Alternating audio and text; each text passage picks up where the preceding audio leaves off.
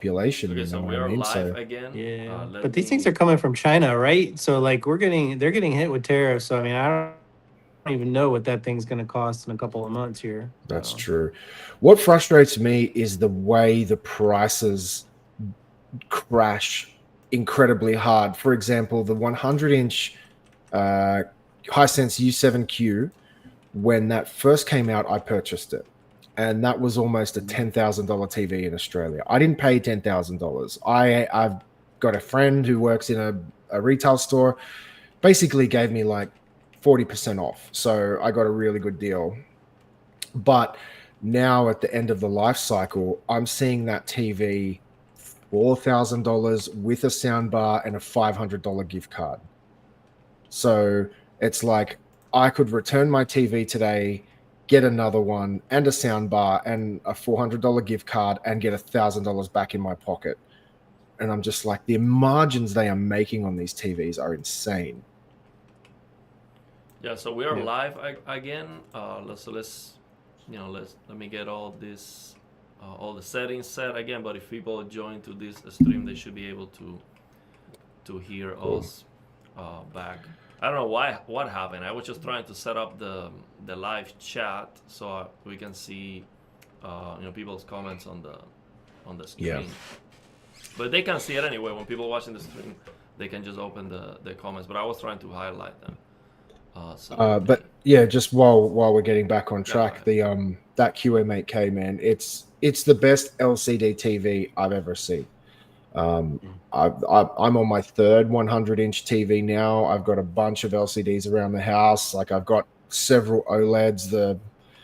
Most of them are all large ones. I'm not trying to talk it up. I'm just trying to show you, like, I've got a lot of experience with different TVs and living with them. And I think that's a really big thing, is having a TV in the store or doing a TV shootout is one thing. But when you have a TV in your home and you spend nights on it, weeks, months, that's when you really can see a TV might not look the best straight out of the box, or even after you've dialed it in. But when you spend time with it, you actually can understand where the TV performs really well and has these advantages. And yeah, for me at least, as you know, OLEDs as my dailies, the QM8K was just an incredible LCD TV. It's just they really nailed it with that. And I'm not just saying that because they sent me one, but yeah, very impressed. Well, looking forward to your comparison. Do you still have the G4 or did you sell it already? No, I sold it because I was going to buy the G5 and I got a good price for it. And then, like I said, situation changed and I barely watch TV anymore. So I'm like, why am I going to buy a flagship OLED when I'm not really using it? I might as well wait till the next year to grab it. But I'll just quickly show you what I was talking about. I just showed this earlier. If you don't mind popping this on the stream, Ariel, can you see that in the Give presentation? me a moment. Yeah, give me a moment. Give me a second. I'm trying to finish setting up this new stream. Oh, that's cool. Yeah, I've just added this thing in. Basically, Wow. it's the U7Q 100-inch with the C8K 98-inch, and they're just side by side. And the difference is just mind-blowing. Like, I can't believe how... I'll just play this briefly, So I but... can I popped this on the Yeah, I can screen, see. but let me Thanks, man. let me make it big. Let me make it full screen so I can see. Look at the difference, though. So the C8K is on the right. Look at the brighten. This is SDR. This is not even... You can probably see wow, it. the one on the right's dramatically better. Look at this at the beginning here. How Right. look at the green when I pause Yeah. that. It's, and as I said, I hate to use night and day because that really frustrates me, because it's like, oh, S95F, Bravia 82, it's night and day difference. I'm like, oh my God, you're talking like 0.5% difference. People call it night and day. But for me, this is a night and day difference. Like you can see just the brightness. And this is in SDR. HDR was incredible. It was another story altogether. So yeah, the video will be up soon. But man, rearranging my house to get a 98-inch and a 100-inch side by side. I don't know if I'll be in a rush to do that again. That it was a lot of hassles and work. Okay, let me get the light. I mean, the thing is when we change this, Struggle's real. yeah, the struggle's real. And the thing is, I don't have practice with this. No, Thing. that's I'm still cool. using We it can every keep day. talking, man. Yeah. So let me. So you've had hands-on experience with that TV, Luke. What are your thoughts? Yeah, so I was really surprised. So the QM7K, so I think that's a step down from yours. So I think that only has like what 2,000 dimming zones, and I think and then the 8 has what double that probably, or I know it's a lot more. Yeah. About 4,000. I was really surprised how good it was. I was talking to the guy at Best Buy, and I'm like, people buying this, and he's like, not really. And I'm like, well, why? And then he points to the badge on there, and I'm like, so because it says TCL, they won't buy it. And like, I get it. I've been a badge holder myself in my lifetime, but I gotta tell you right now, if you threw a Sony badge on that, people would be buying it left and right. It looked Yeah. pretty freaking crazy. And they'd be paying top dollar for it too, the Yeah, Sony they'd be paying tax. like 3 times the price, which is actually funny because they're coming out with a 98-inch RGB mini LED, I Yeah, think, let's for talk next about year. that. Yeah. Let's talk about that technology because there was a lot of hype about RGB mini LED, and I get it. The numbers on paper, get a lot of brightness, a lot of colors. RGB, mini LED. So just the name itself, it's exciting. But the thing is, what I just couldn't understand, it was just mind blowing to see so many, big, YouTube channels saying, "Oh, this is gonna be an OLED killer," and saying, "Oh, Sony is saying that this is gonna be the flagship now, and OLED is dead," and all of that. That is just next level nonsense, man. It is still an LCD. It doesn't matter what they do with it. Okay, natively, it's just not even close to OLED. So with LCD technologies, we're always gonna have trade-off because natively the technology is garbage. But the thing is, they keep improving it, and nowadays we have, mini LED TVs that look great. They look fantastic in comparison with some years ago. Yeah, they're spending a lot of time on it because they can make the profit margins are bonkers on that stuff compared Exactly. It's all to about the money. others. It's all about money. So these companies, what people need to understand, these companies don't care about giving you the absolute best display. They care about making money. So it's just not gonna be better than OLED. And what I'm afraid is that this is the narrative that they're trying to push, and then they're gonna kill OLED. Why I think that? Because they kill CRTs with crappy LCDs. Those LCDs were trash. And they kill plasmas too. And those LCDs back in the day, they were absolute garbage, and people bought into them because the industry can just brainwash you by using the media and all the tools available.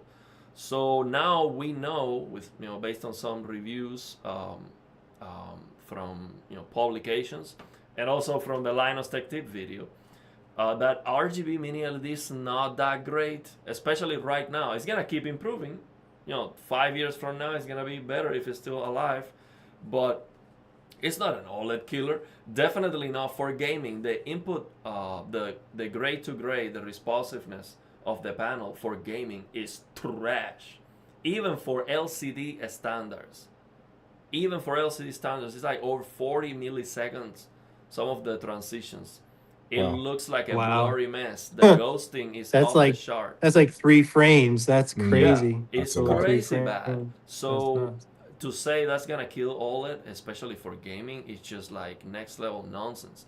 So now we know RGB mini LED has big issues. It has a lot of blooming. So did you hear the advertisement? Oh, but it's gonna be colorful blooming, so it's not gonna be a problem. Really? So now we have colorful blooming. Is that a feature now?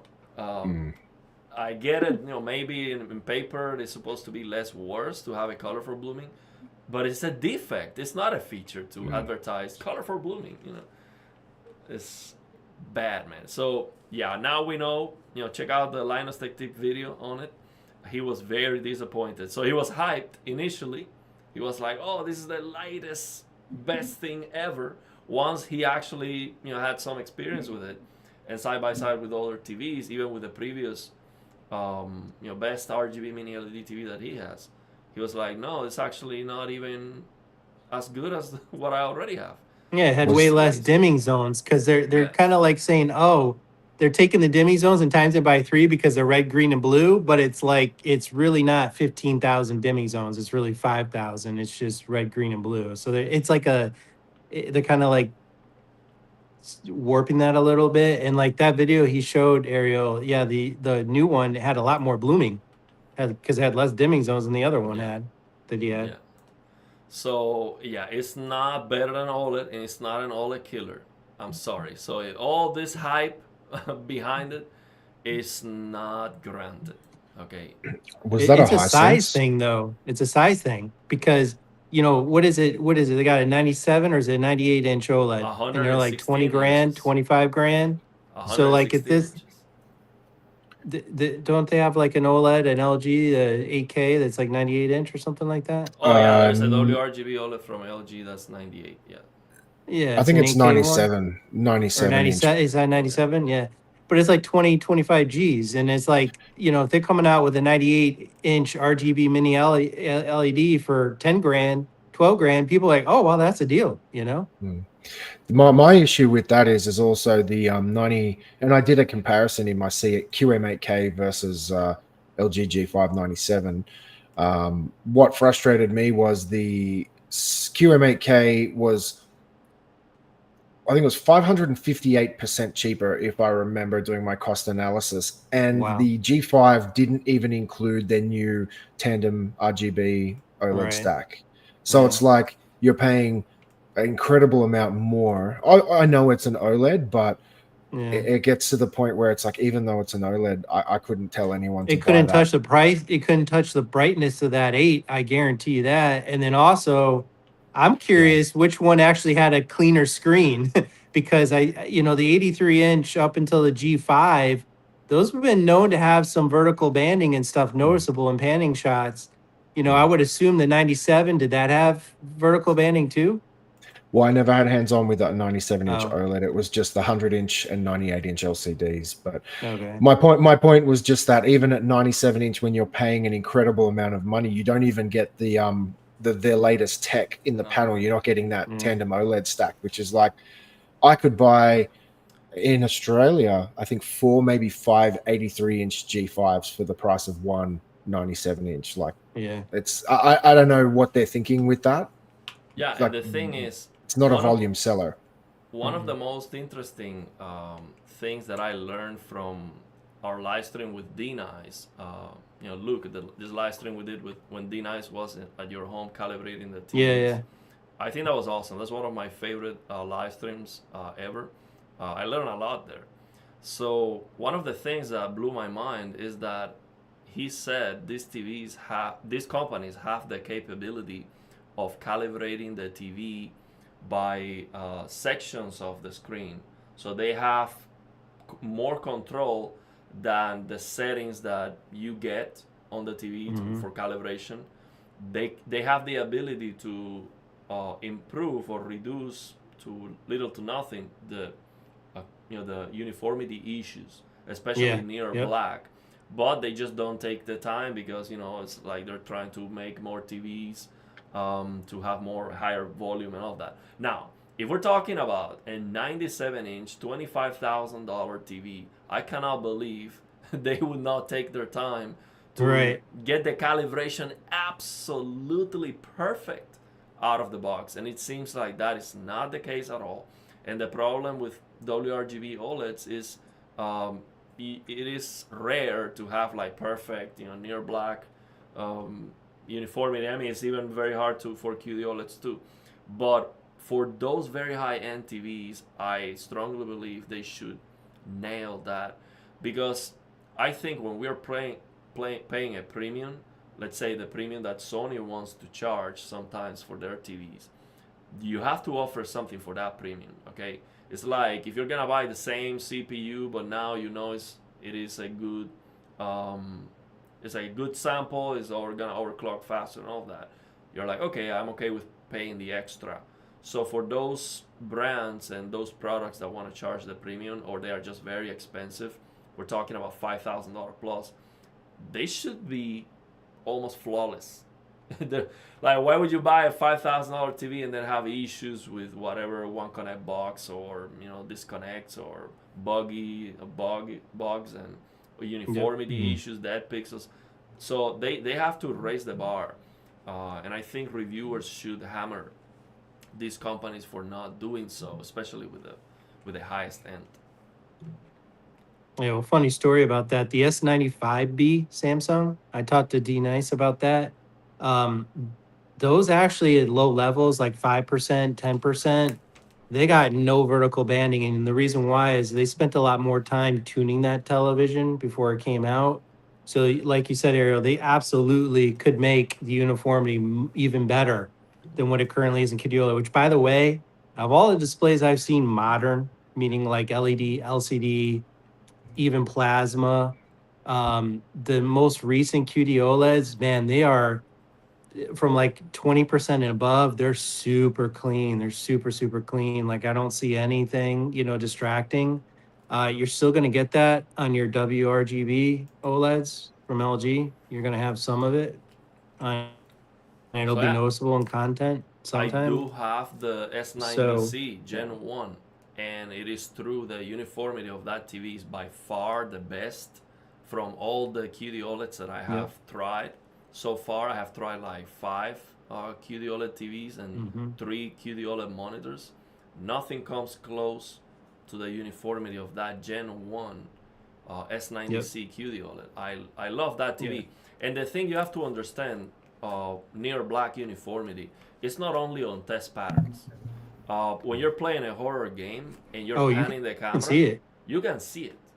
Yep. And so on the darkness, when you're panning the camera, if you have uniformity issues, it is so ugly, so distracting. So if I could pay, let's say, $300 more to be 100% sure the TV doesn't have that, I would pay like no problem. $300 more, and it is advertised, hey, for $300 extra, we have this S98, S95F premium calibrator, something like that, with no vertical banding.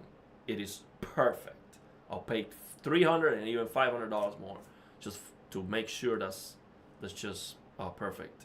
So I think this company should, instead of trying to cheap out, realize that there's a lot of people who care a lot, and they should raise the price. Look what I'm saying. They should raise the price of the TV, but just offer some quality guarantees like that. I think I was reading an article, Ariel, the other day. So I'm paraphrasing, but essentially it was saying that the LG OLED plant is finally starting to get to the point where they've paid off all their R&D. So they actually say maybe not next year, but in the subsequent years, we could be seeing a little bit of a price drop in the OLED prices, because now they're actually starting to make some money. So it'd be interesting to see if they'll pass that on to the consumers or not. But I just make more money.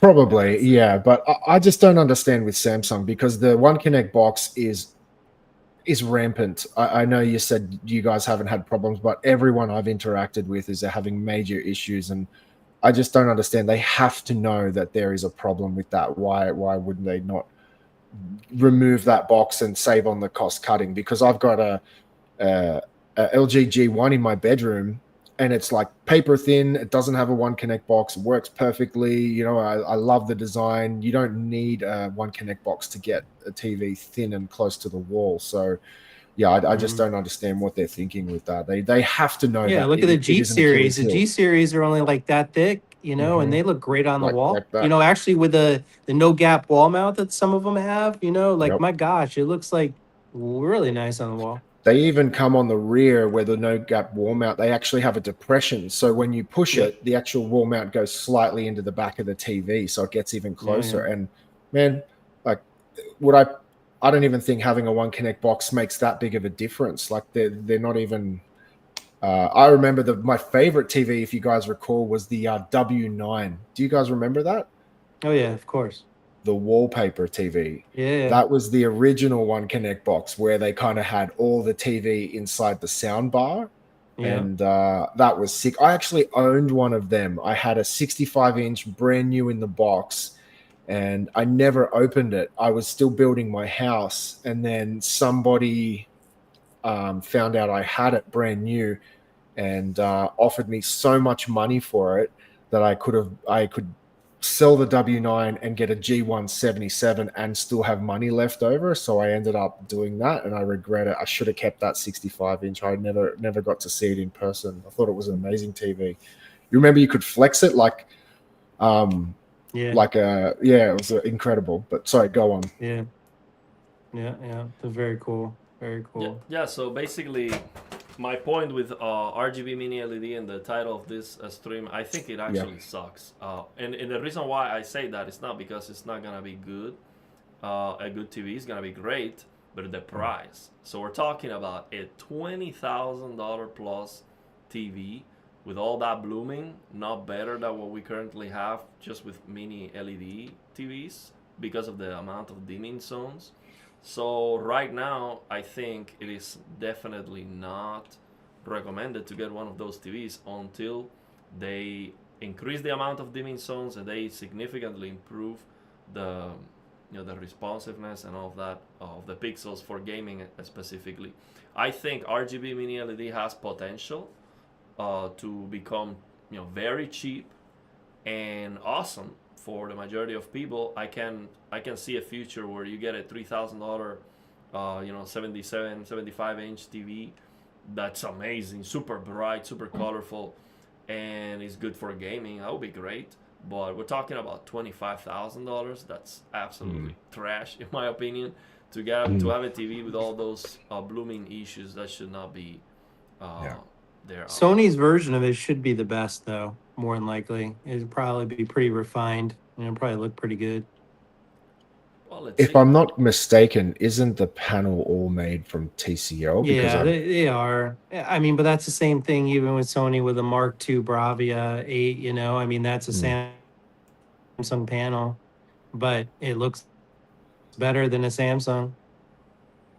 Well, let's see what happened. So now, what about Luke? You said you just built your brand new gaming PC command center. How is that going? Yeah, no, it's going good. I got a 5080 in there. I got the straw Asus one. I actually got the Doom limited edition one, so it's like a green. It looks cool. That's I got four fans. Yeah, oddly enough, I thought it was gonna be loud because I saw reviews about it, but I guess they had a firmware update. DeBauer did a whole video about it, and it's a lot. I mean, I don't hear it at all. And thankfully for me, I'm really sensitive to coil whine on GPUs, and this one doesn't have any coil whine. So my 4090 that I had previously had pretty bad coil whine. So that was a nice benefit. I got all in a little ITX case, and got a 9800 X3D processor in there. Just a heads up for people building computers now, if you haven't done them before or if you haven't done them in a while, make sure that the RAM you're getting is approved RAM in the motherboard that you're getting, because some of them just won't work, and it'll sit there and train it for like 25 minutes when you first build a computer and think, oh, there's something else wrong with it. And I noticed a lot of these ITX.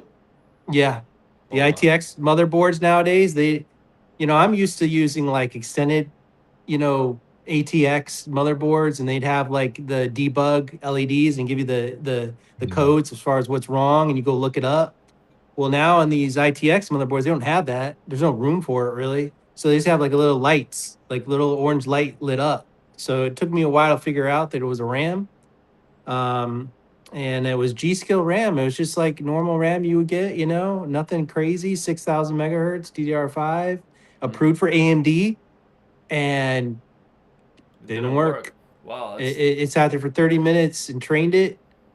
It's working now, but if I unplug it from the wall and I wait like a couple of days and plug it back in, it won't work. again, and it'll Oh train it for wow. 30 minutes. So So, but just but be it ended careful. up working. It ended up working. It did, Okay. but when they say approved RAM, they're not joking. They're saying, "Hey, we verified this stuff can work." Even though if it has an AMD sticker on the RAM, that does not necessarily mean it's going to work on your AMD motherboard. Wow. So just be So careful about Hmm. that. I'm actually building a 9800X 3D PC this week, and Yeah. I got the RAM that what was recommended specifically for that CPU and tested specifically on that motherboard that I'm getting. Yep. So we got here. George recommended the RAM to me, so I got it, and I'm excited. I'm excited to build the new PC. Adam, somebody sent me the CPU, the 9800X 3D. Can you believe that? I That's was telling crazy, that to man. Luke. Wow, that's cool. That is incredible. So someone sent me the CPU. Then Bobby sent me the CPU. Shout out to George, Bobby. yeah, man, Bobby's like next level generosity. That's unbelievable, man. Just the most amazing gaming CPU in the world. And George sent me like a supporting bracket for the CPU, to make it easier to apply the thermal paste, like a rigidity thing that fits like a glove on the CPU. And MSI is gonna send me the motherboard, the case, and the liquid cool for the CPU, and I just had to buy the RAM. So I'm building Nice. the new PC. So now I'm gonna have a PC for streaming, which is the PC I'm Nice. using right now. Nice, man. So now I can make videos testing the games without losing performance. So I can buy the games day one and then do like a live testing of the performance of the game and talk about it and all of that. So it's gonna give me more content for the channel too. And of course I'm gonna have an amazing PC for gaming. Awesome, man. So I'm very excited about it. So yeah, you finally try a gaming PC on your S95D. Was that the first time? Oh yeah, of course. Yeah. I mean, so I tried it on everything. I had the 55-inch S95D next to the 60-inch Kuru here, the Pro 141. And yeah, I don't know, guys, man. Like, there's just something about an emissive phosphor-driven display like a CRT or plasma, if it's set up right and calibrated right, it just hits different. Just hits different. Yeah, Luke is a big fan Yeah. of plasma CRT. He has a Pioneer Kuro like Yep. me. He loves that TV. Yeah. Me too. I think it's Yeah. just amazing. I But don't know what they were Yeah. called, but I remember near the end of like my PC gaming days, Sony released these really big flat screen CRTs. I'd never seen them before because they always had like a little bit of a curve to them, but they were flat. I Yeah. can't remember, and they were some of the best looking CRTs I'd ever seen. Like Yeah. that The was when they Vegas. The maybe Vegas. that was Yeah. it, but they were Yeah. completely the glass was flat, if you Yep. know what I'm talking about. Yeah. Yeah. Yeah. Yeah, they were I'm not gonna get incredible. all nerdy with you, Adam, but like a CRT, technically, it really needs to be hit on a curved tube. So like those flat ones, and I have a lot of experience with them. Good luck getting the geometry perfect. Where you know what I mean. It'll go in, it'll go, and there's just no way because the way that it was originally designed is to go on a curved. I'm a huge Right. fan of the curved CRTs, like the 4.3 ones. So, I was a big fan of curved OLEDs, man. I like that. Remember how oh they used to yeah, I make like them, them too. They were the cool. Yeah, TVs? I would like, man, yeah, give me an 83-inch curved. I'll yeah, yeah, buy that, man. Hell absolutely. yeah. Yeah.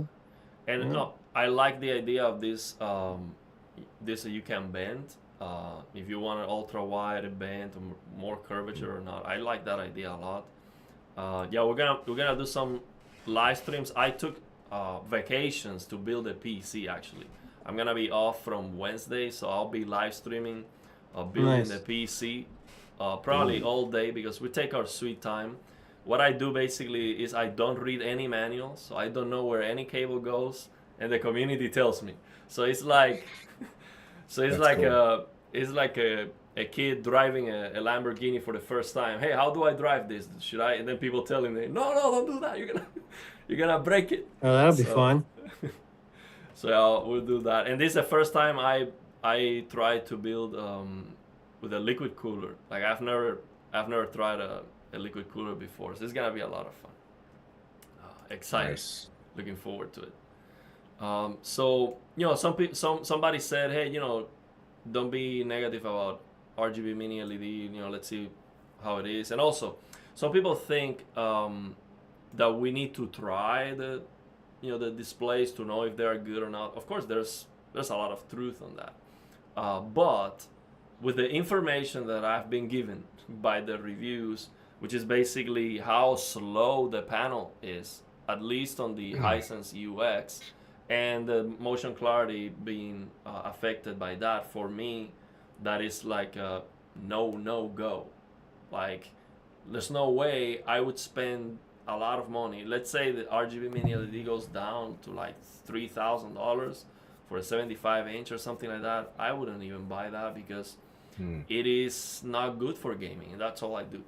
So and also all the blooming. I think once you see OLED perfection, now you're gonna go back to a lot of blooming. It has to be like a top tier mini LED TV with incredible contrast and the dimming zones algorithm to be. I saw the QM7K aerial, and I gotta tell you, like, and it was blasting. It was full blast HDR, and I didn't. I mean, I have Adam. I have a Sony Z8H. It's a 8K Sony. Oh yeah. Not mini LED. So it was right before they started doing the mini LED ones, and it's like 1700 nits. And a 10% window. It's pretty bright. But that's got blooming because like that doesn't have like that. When I went from my Z9D to this, like that's a huge difference in dimming zones. But when I saw that QM7K, I'm like, I was not concerned about blooming or anything of that nature. The blacks look pretty freaking bonkers, and the brightness, that thing probably gets like 800,000 nits full screen. Yeah. I mean, it's crazy how bright that thing gets. So I think the RGB mini LED will probably take it to the next level, And so like if in a couple of years we could walk in and get a TCL 98-inch RGB mini LED for $2,300 US. Yeah, absolutely. I mean, I'm not complaining about that. That sounds wonderful to me. Yeah, that is, I think, and I'm open to that too. Like I would buy into that when it happens, and it's actually very good. Hopefully, they can figure out the gray to gray issues because it's bad even for LCD standards. It should be a lot better. And I think it's like a tuning thing. So what would get me very excited about RGB mini LED and be like, okay, I need to have one of those TVs would be that going down in price, huge TV, a lot of full screen brightness that's gonna be there for sure, a lot of color, but especially I want some very good strobing. If they nail the flickering, so now you have great motion, and the thing is, this technology is great for strobing. LCD technologies are great for strobing because you have a lot of brightness, so you can sacrifice that brightness for motion, and you can still get a very bright TV. So we're talking about a 8,000, 10,000 nits TV. That's full screen. It's like 1,200 nits, I think. This Hisense UX. So 1,200 nits full screen. That is nuts. That is very good. If that's actually the case, if I remember correctly, I think that's what it was. So I can imagine 3-4 years from now. I mean, it could be amazing. I'm not pessimistic about it for the huge TVs, but I want self-emissive RGB technology. Of course, yeah. Let me ask you, Luke, was the QM7K, was that really bright? Oh yeah. Yeah. Because one thing I actually said this in my review of the QM8K, and mind you, I had the 98-inch, so it's obviously even brighter.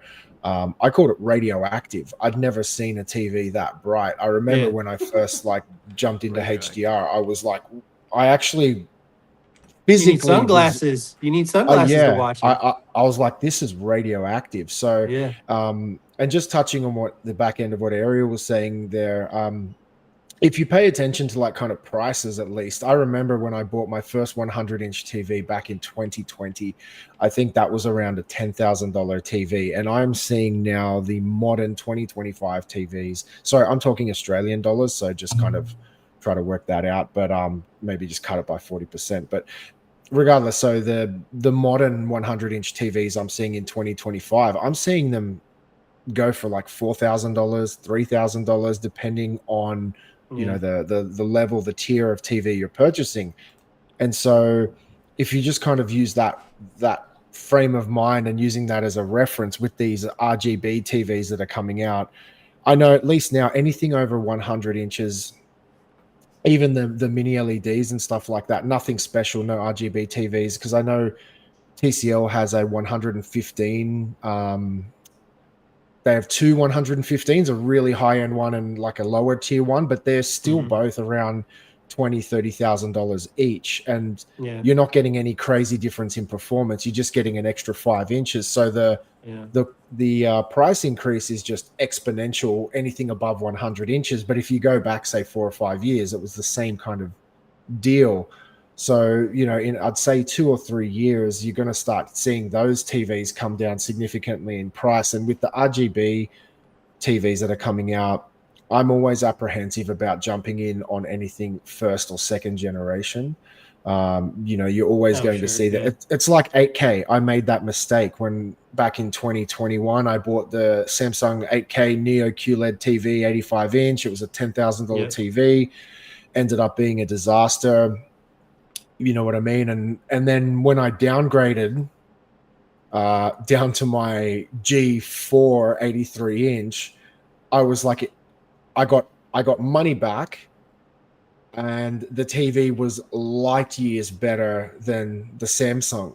You know what I mean? And I had more money in my pocket. So it just Yeah. kind of goes to show jumping in early is generally not the best idea unless you've got cash to just throw in the Yeah. pit. So, 3 or 4 years. And the other thing is when is the size wars going to stop? Because it was 100, then it was 110. Mhm. Hisense came out with 110. Then 200 TCL came. inch. Well, then TCL came out with 115. Now Hisense come out with 116, and it's like I've got my 100-inch on a wall, and I could probably fit a 116 on that wall before I run out of wall. And it's like, at what point are these companies going to kind of stop focusing on size and start focusing on quality? Yeah, Mm. I think there's a lot of demand for a huge TV. These people who like projectors, so the projector kind of people that Yeah, have but like a man, you're home paying theater. $20,000-$30,000 for a 116-inch TV. You know what I Yeah, mean? Yeah. It's just Yeah. crazy. And then a projector, like a projector house, you can get way bigger than that. The projector yes. game, like Dwayne was telling me, like there's crazy expensive projectors out there, Mm. like Yeah, I was blown crazy away with ones. that. He said like $100,000 to $200,000, something like that, Yeah. with good The problem with specs. Like, projectors is you still need to have a controlled environment. You need a Sure. yes, dedicated room. And so for the most people, like even me, I've got a modern house and I've got a big living room where I can fit a 116-inch TV on the wall before I start covering my windows. Um, it just kind of gets to, I don't know, I'm kind of looking at it like, are they just going to keep getting bigger and bigger and bigger? Like at yes, what point? Because it's already cost prohibitive. It's just too expensive for the regular person. As I said, even $10,000 is way too much for a TV these days. So, and Yeah. just, yeah, they're charging a premium for these RGB TVs. They sound like they're not getting very good reviews. I'm yet to see anything, but I'm just wondering when this kind of market's going to start balancing itself, because right now, everyone's just chasing clout. They're just trying to get, oh, my TV's bigger than your TV. And, it's Yeah. just still Yeah, first then generation. it'll go to 8K again or something else, because I mean, like it's always something where Mm, it's 3D for a while, then it was mm. curved, then it went to hey, 4K, then by or the And actually went see, HDR, then 4K. You know. at for me, when you start getting to that 115 and beyond range, that's when I could actually see 8K being a valid application again. Sure. My 100-inch, man, I watch 4K content all the time and it looks fantastic. I've never Oh sat yeah. there ever and gone, oh, this is low resolution. It looks Yeah. Right. fantastic. So, beyond that, maybe that there's a case for it. But again, yeah, the I just don't understand what this market's doing right now. They're just chasing size, and it's like everything, they just throw brightness at you every year and expect you to kind of jump straight in. But the prices, man, like what are they charging in the States for these You can 116 go get RGBs a QM7K at Best Buy right now for $22.99. for what size? 98 Mm. inch. Yeah, so that's like a no brainer. You just go and get I that, mean slap it on the wall, and that's like a grand less. That's like a grand less than a no, $1,500 less than like a 77-inch G5. So let me Like bring that's crazy. something to this it's wild. this comment. The price, you can get a lot of TVs for the price of one of those huge 116-inch micro RGB TVs. Uh, so the thing is, I think we need Yeah, technologies like micro LED that can be modular, but of course the modularity has disadvantages, like how do you align all the panels to not have defects with the geometry and all that. But I think it would be great to have the ability to buy a TV this year, and then next year you buy another one and you put them together somehow, and you don't have any vessels, nothing. So to have a technology that could be modular, maybe it's not gonna be OLED, maybe it's gonna be something else, but that would be great to be able to upgrade the controller that controls all the screens to be able to control more, and then 5 years, instead of you replacing the same 65-inch TV every year or maybe once every 2 or 3 years, it would be great if you can just increase the size of your TV with your new purchase rather yeah, than just just add to it. replacing. Yeah. Wasn't it like the Samsung frame or the wall? I should say The wall. Yeah. So I would like a new technology like that. So, but it's not micro LED. Something that's actually affordable, and the selling point would be that, okay, buy this TV and then next year. But of course, there's a lot of considerations with that, because if you buy a better, brighter the panel, then you cannot match the calibration. So I understand it's a big challenge, but I think that's how I see huge TV sizes becoming a reality and making sense. But otherwise, I think glasses, glasses or VR headsets are going to make these huge TVs pointless. Once we have comfort on those, it's not gonna make any sense to have a 200-inch TV, because I mean, why would you spend the money on the space for that if you can just have it in your I will face? say, man, that I think we're dinosaurs. I think we're dinosaurs, Adam and Ariel, because like I don't have you talked to kids like anybody under 20 years old? They don't even watch a TV. They're always on their phone. So I'm thinking the future is you're putting on glasses and you're just watching in there and it looks ginormous in your eyes. You know what I mean? Like I don't even think yeah. we're gonna have TVs in the future, to be honest with you. I will say though, like I'm in a fortunate enough position to have an 83-inch OLED and a 100-inch TV in another room, and even though the OLED is better in every single way, there is still a place for large screen displays. I can say when I'm watching sports, when I have more people over, we always gravitate to the larger TV. And I always Sure. feel like having a bigger display, despite taking a picture quality cut, I could easily, I'm actually pushing TCL, who have been sponsoring some of my videos, to sell me a cheaper 115-inch TV. They're not there yet, but I'm such a big advocate for size, man. Like I would love to go to a 97-inch OLED. Like the immersion, like I just reviewed that 98-inch C8K, and I kind of, the way I had it set in my room, I didn't put it on the wall. I placed it in front of my existing TV, so it was even closer. And the closer I got to it, the more immersion I had. And it was like when you're sitting in front of a TV that's that big and it's almost consuming your peripheral vision, I can tell you, like, that is another experience I hadn't truly had in a long time, if that makes sense. Like, imagine sitting 6 foot from a 98-inch display. You're sitting there playing games, man, and it's like I said, your peripheral vision is actually filled with TV.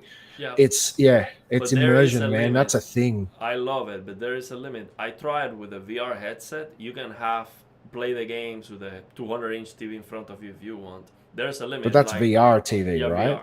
Yeah, but Yeah, it's it's not the same similar, thing. not. So the thing is, you can completely fill your field of view, and you find the limit where you're like, okay, I don't want it to be bigger than this because it's too too close, right? So once you Right. find that sweet spot, you're done.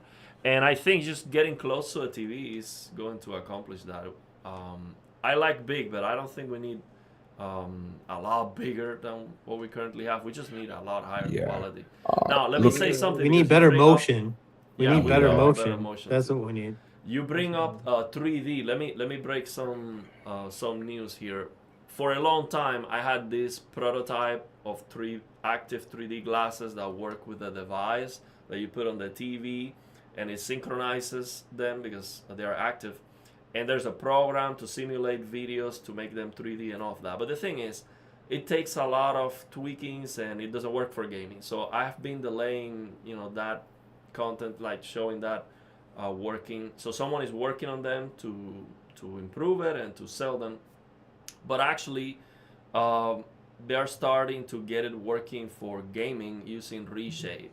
So if we get this working, imagine you can buy these glasses and play 3D games on your TV. So but again, we need to test it with Samsung QD OLED, with the C1 and with the TVs we have. But if we get this working, and it should be working, it's gonna be amazing. And the thing is, you're not gonna be able to probably buy this thing because the person working on this, he's not going to have a huge inventory. So he's gonna have some. I'm gonna make the video, and they're probably gonna sell out immediately. Because who doesn't want to play their games on 3D right now? Like in your QD OLED, imagine you can play 3D games on your QD OLED if you have a PC using reshade. I think that's a no. Get a Panasonic ZT60 with 3D glasses. The plasma, they had that 3D back then.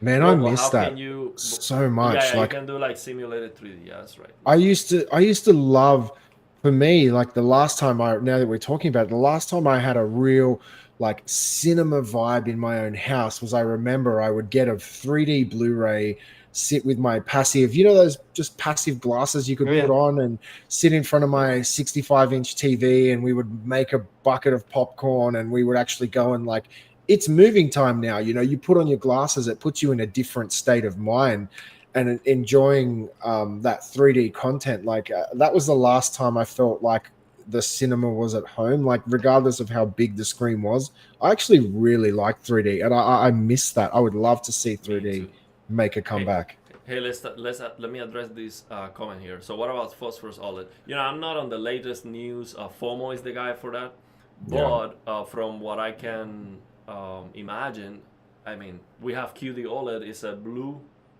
fluorescent OLED. If you just make it phosphorescent, or this combination between phosphorescent and fluorescent with higher efficiency, QD OLED is gonna be insane. The jump is gonna be monumental.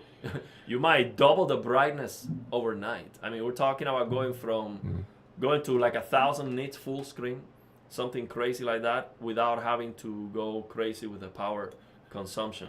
Now, what they are going to do most likely is, once they have this technology working, and it might be very far away or it might never happen, but if it happens, I think what they're gonna do is they're gonna significantly nerf the power and advertise, oh, look how efficient this TV is, instead of giving you all the brightness and keeping the power. And then the year after, they'll give it to you. Exactly. So then year after year, they're just going to increase the power a little bit, better efficiency, and then ultimately you get a better thing after 4, 5, 6 years. But I don't think these companies will ever give you a huge jump from one year to another. They don't want to do that. They much rather save the performance and spoon feed to the people, that spoon feed the community that performance just a little bit better. That's what's gonna happen, because right now we could have a huge improvement. They just don't want you to have that. It's very simple. We could have right now 240 hertz QD OLEDs, no issue. How do I know that? Well, because we have it on the monitors. Those will come in 2027. Those will be Dwayne said those will be in 27. Why do we have to wait so long for that? It doesn't make any sense. Yeah, he said it'll be in 27. Also, apparently, we may finally get some kind of rolling scan type option in 27 when those 240 hertz come out. So that would be great. So yeah, they don't want to give you the performance. So it is exciting. Hopefully it happens, but you're not gonna get what you want or what I want, which is like huge improvement. Like right now, your TV is a brick. It's trash in comparison. We just got something so much better. I don't think it's gonna ever happen. So, yeah. Yeah, that's my understanding of it, is just the phosphorescent. I think that's the only one they haven't. All the other colors are in phosphorescent, if I'm not mistaken. That's the only one they haven't been able to get. But I think, yeah, if they manage to get blue, phosphorescent blue, it's basically just a efficiency upgrade. So, yeah, you'll be able to drive it.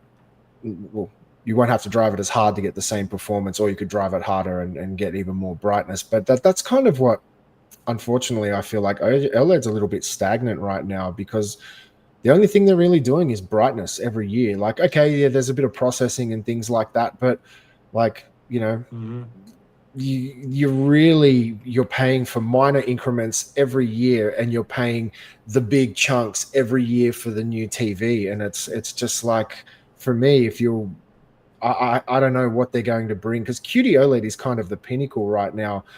To me, what's interesting is what's LG going to do? What are they going to do in their space, and how are they going to improve on their current tech right now? I think it's definitely a major improvement, but it has its flaws. I think LG's the one to watch, man, because QD OLED's it's QD OLED. Like there isn't anything better than that right now. You know, you're converting color, you're not filtering color like LG. So, you know, where can LG? I mean, how can they beat that unless they start matching it? I think what LG has to do RGB. is get rid of the white subpixel. White subpixels. Just Yeah, try and it change. out. Get rid of the white. Well, because they're filtering everything now, right? They're not converting, they're filtering. Yep. Yeah. So let me address this because I see this as a very common comment. And again, I'm not an expert. I'm just sharing my thoughts and opinions about this. I think the reason why some people think that QD OLED colors are too much and it's not like real life is because people are referring to juice-top SDR settings, which looks wrong. Okay, so if you're looking at a juice-top green tree, that doesn't look like real life. So to your point, you would be right in pointing out, oh, those colors are too much. The trees that I see in real life don't look this green. Now, that doesn't mean that QD OLED colors are fake or too much. Actually, they are not good enough to fully reproduce real life. So those super bright colors, they are necessary to get more realism, but they are going to look good when they are they are used in a way that you would see in real life. So here's the thing. SDR with juice-top settings is gonna look wrong, and it's gonna look like that. But HDR has the potential to take advantage of those colors and look natural. So you can see those super green colors, but not necessarily on the trees. Or maybe you can see them on the trees, but with the brightness, it's gonna look different. So the way the gamma and the colors go together, with higher brightness, you can transform the way the image looks and make it look more natural. So I don't think these TVs are even close, the capabilities of the brightness and the colors. It's not even close to fully represent real life, but you need accuracy for that. So I think that's a misconception, basically, is my point. They are not too colorful. At what point is bright enough? Like, let me ask you, because I as I said, I had the QM8K, and that thing was, I can't believe I'm going to say this, but it was too bright. It was too bright. I was constantly pulling the brightness back. And occasionally I'll just let it rip and play some games, and I was just like, whoa, this is like, it hurt sometimes. It was just too bright. I had the 83-inch G4. In certain situations, I found that too bright. At what point do we start saying, okay, like, let's chill on the nits, let's do something else? I think we still have a lot more nits to go. Now, if it looks too bright, is that SDR? No, HDR. I was playing games. HDR. So, but The the thing the is, QMAK is mhm. it's radioactive. That's the term I'm using. I've Isn't that never seen. like, doesn't that get over 3,000 nits? Like, Man, how yeah. many? I remember I when I first opened the box, I hadn't touched any settings, so obviously it wasn't in its most accurate settings. But I hooked up my Xbox. I remember I loaded up Call of Duty, and the splash screen, like it flicked into HDR, the splash screen loaded up, and I was like, "Whoa!" Like it was just, yeah, I'd never experienced anything like it. The brightness was just, it was radioactive. So, and I kept pulling it back and trying to get things looking a bit more just the eyes, it was too much, that size. And I always explain to people, when you're talking about a 10% window on a 65-inch TV, that same 10% window on a 98-inch TV is Yeah, much bigger. So those specular Mhm. highlights, Mhm. it's like amplified because there's just more size in it, all the images. I can't articulate myself correctly, but I'm sure you know what I'm saying. It was just, Mhm. I'm just trying to understand Sounds with the exciting. OLEDs. Oh man, it was. I remember a few nights I was playing it just going, holy moly, like this is wild. Mhm. Like I was, yeah. And then sometimes it was so bright, and I'd go into the settings and it wasn't even on its brightest setting. And I was That's just crazy. so taken back with how powerful it was. I couldn't imagine how much energy Yeah. it was using. But Yeah. that's one thing I always complain about with OLEDs, because every year it just seems to be okay. In my opinion, we've kind of hit pinnacle OLED. QD OLED is the pinnacle. Um, it's just brightness every year. Like, what else are they doing? Brightness and a bit of processing. Like, Well, where are the improvements from here? Where can QD OLED improve other than brightness? but let me go again over that. Motion. So, if you go outside, that's gonna be so bright that it's gonna be uncomfortable.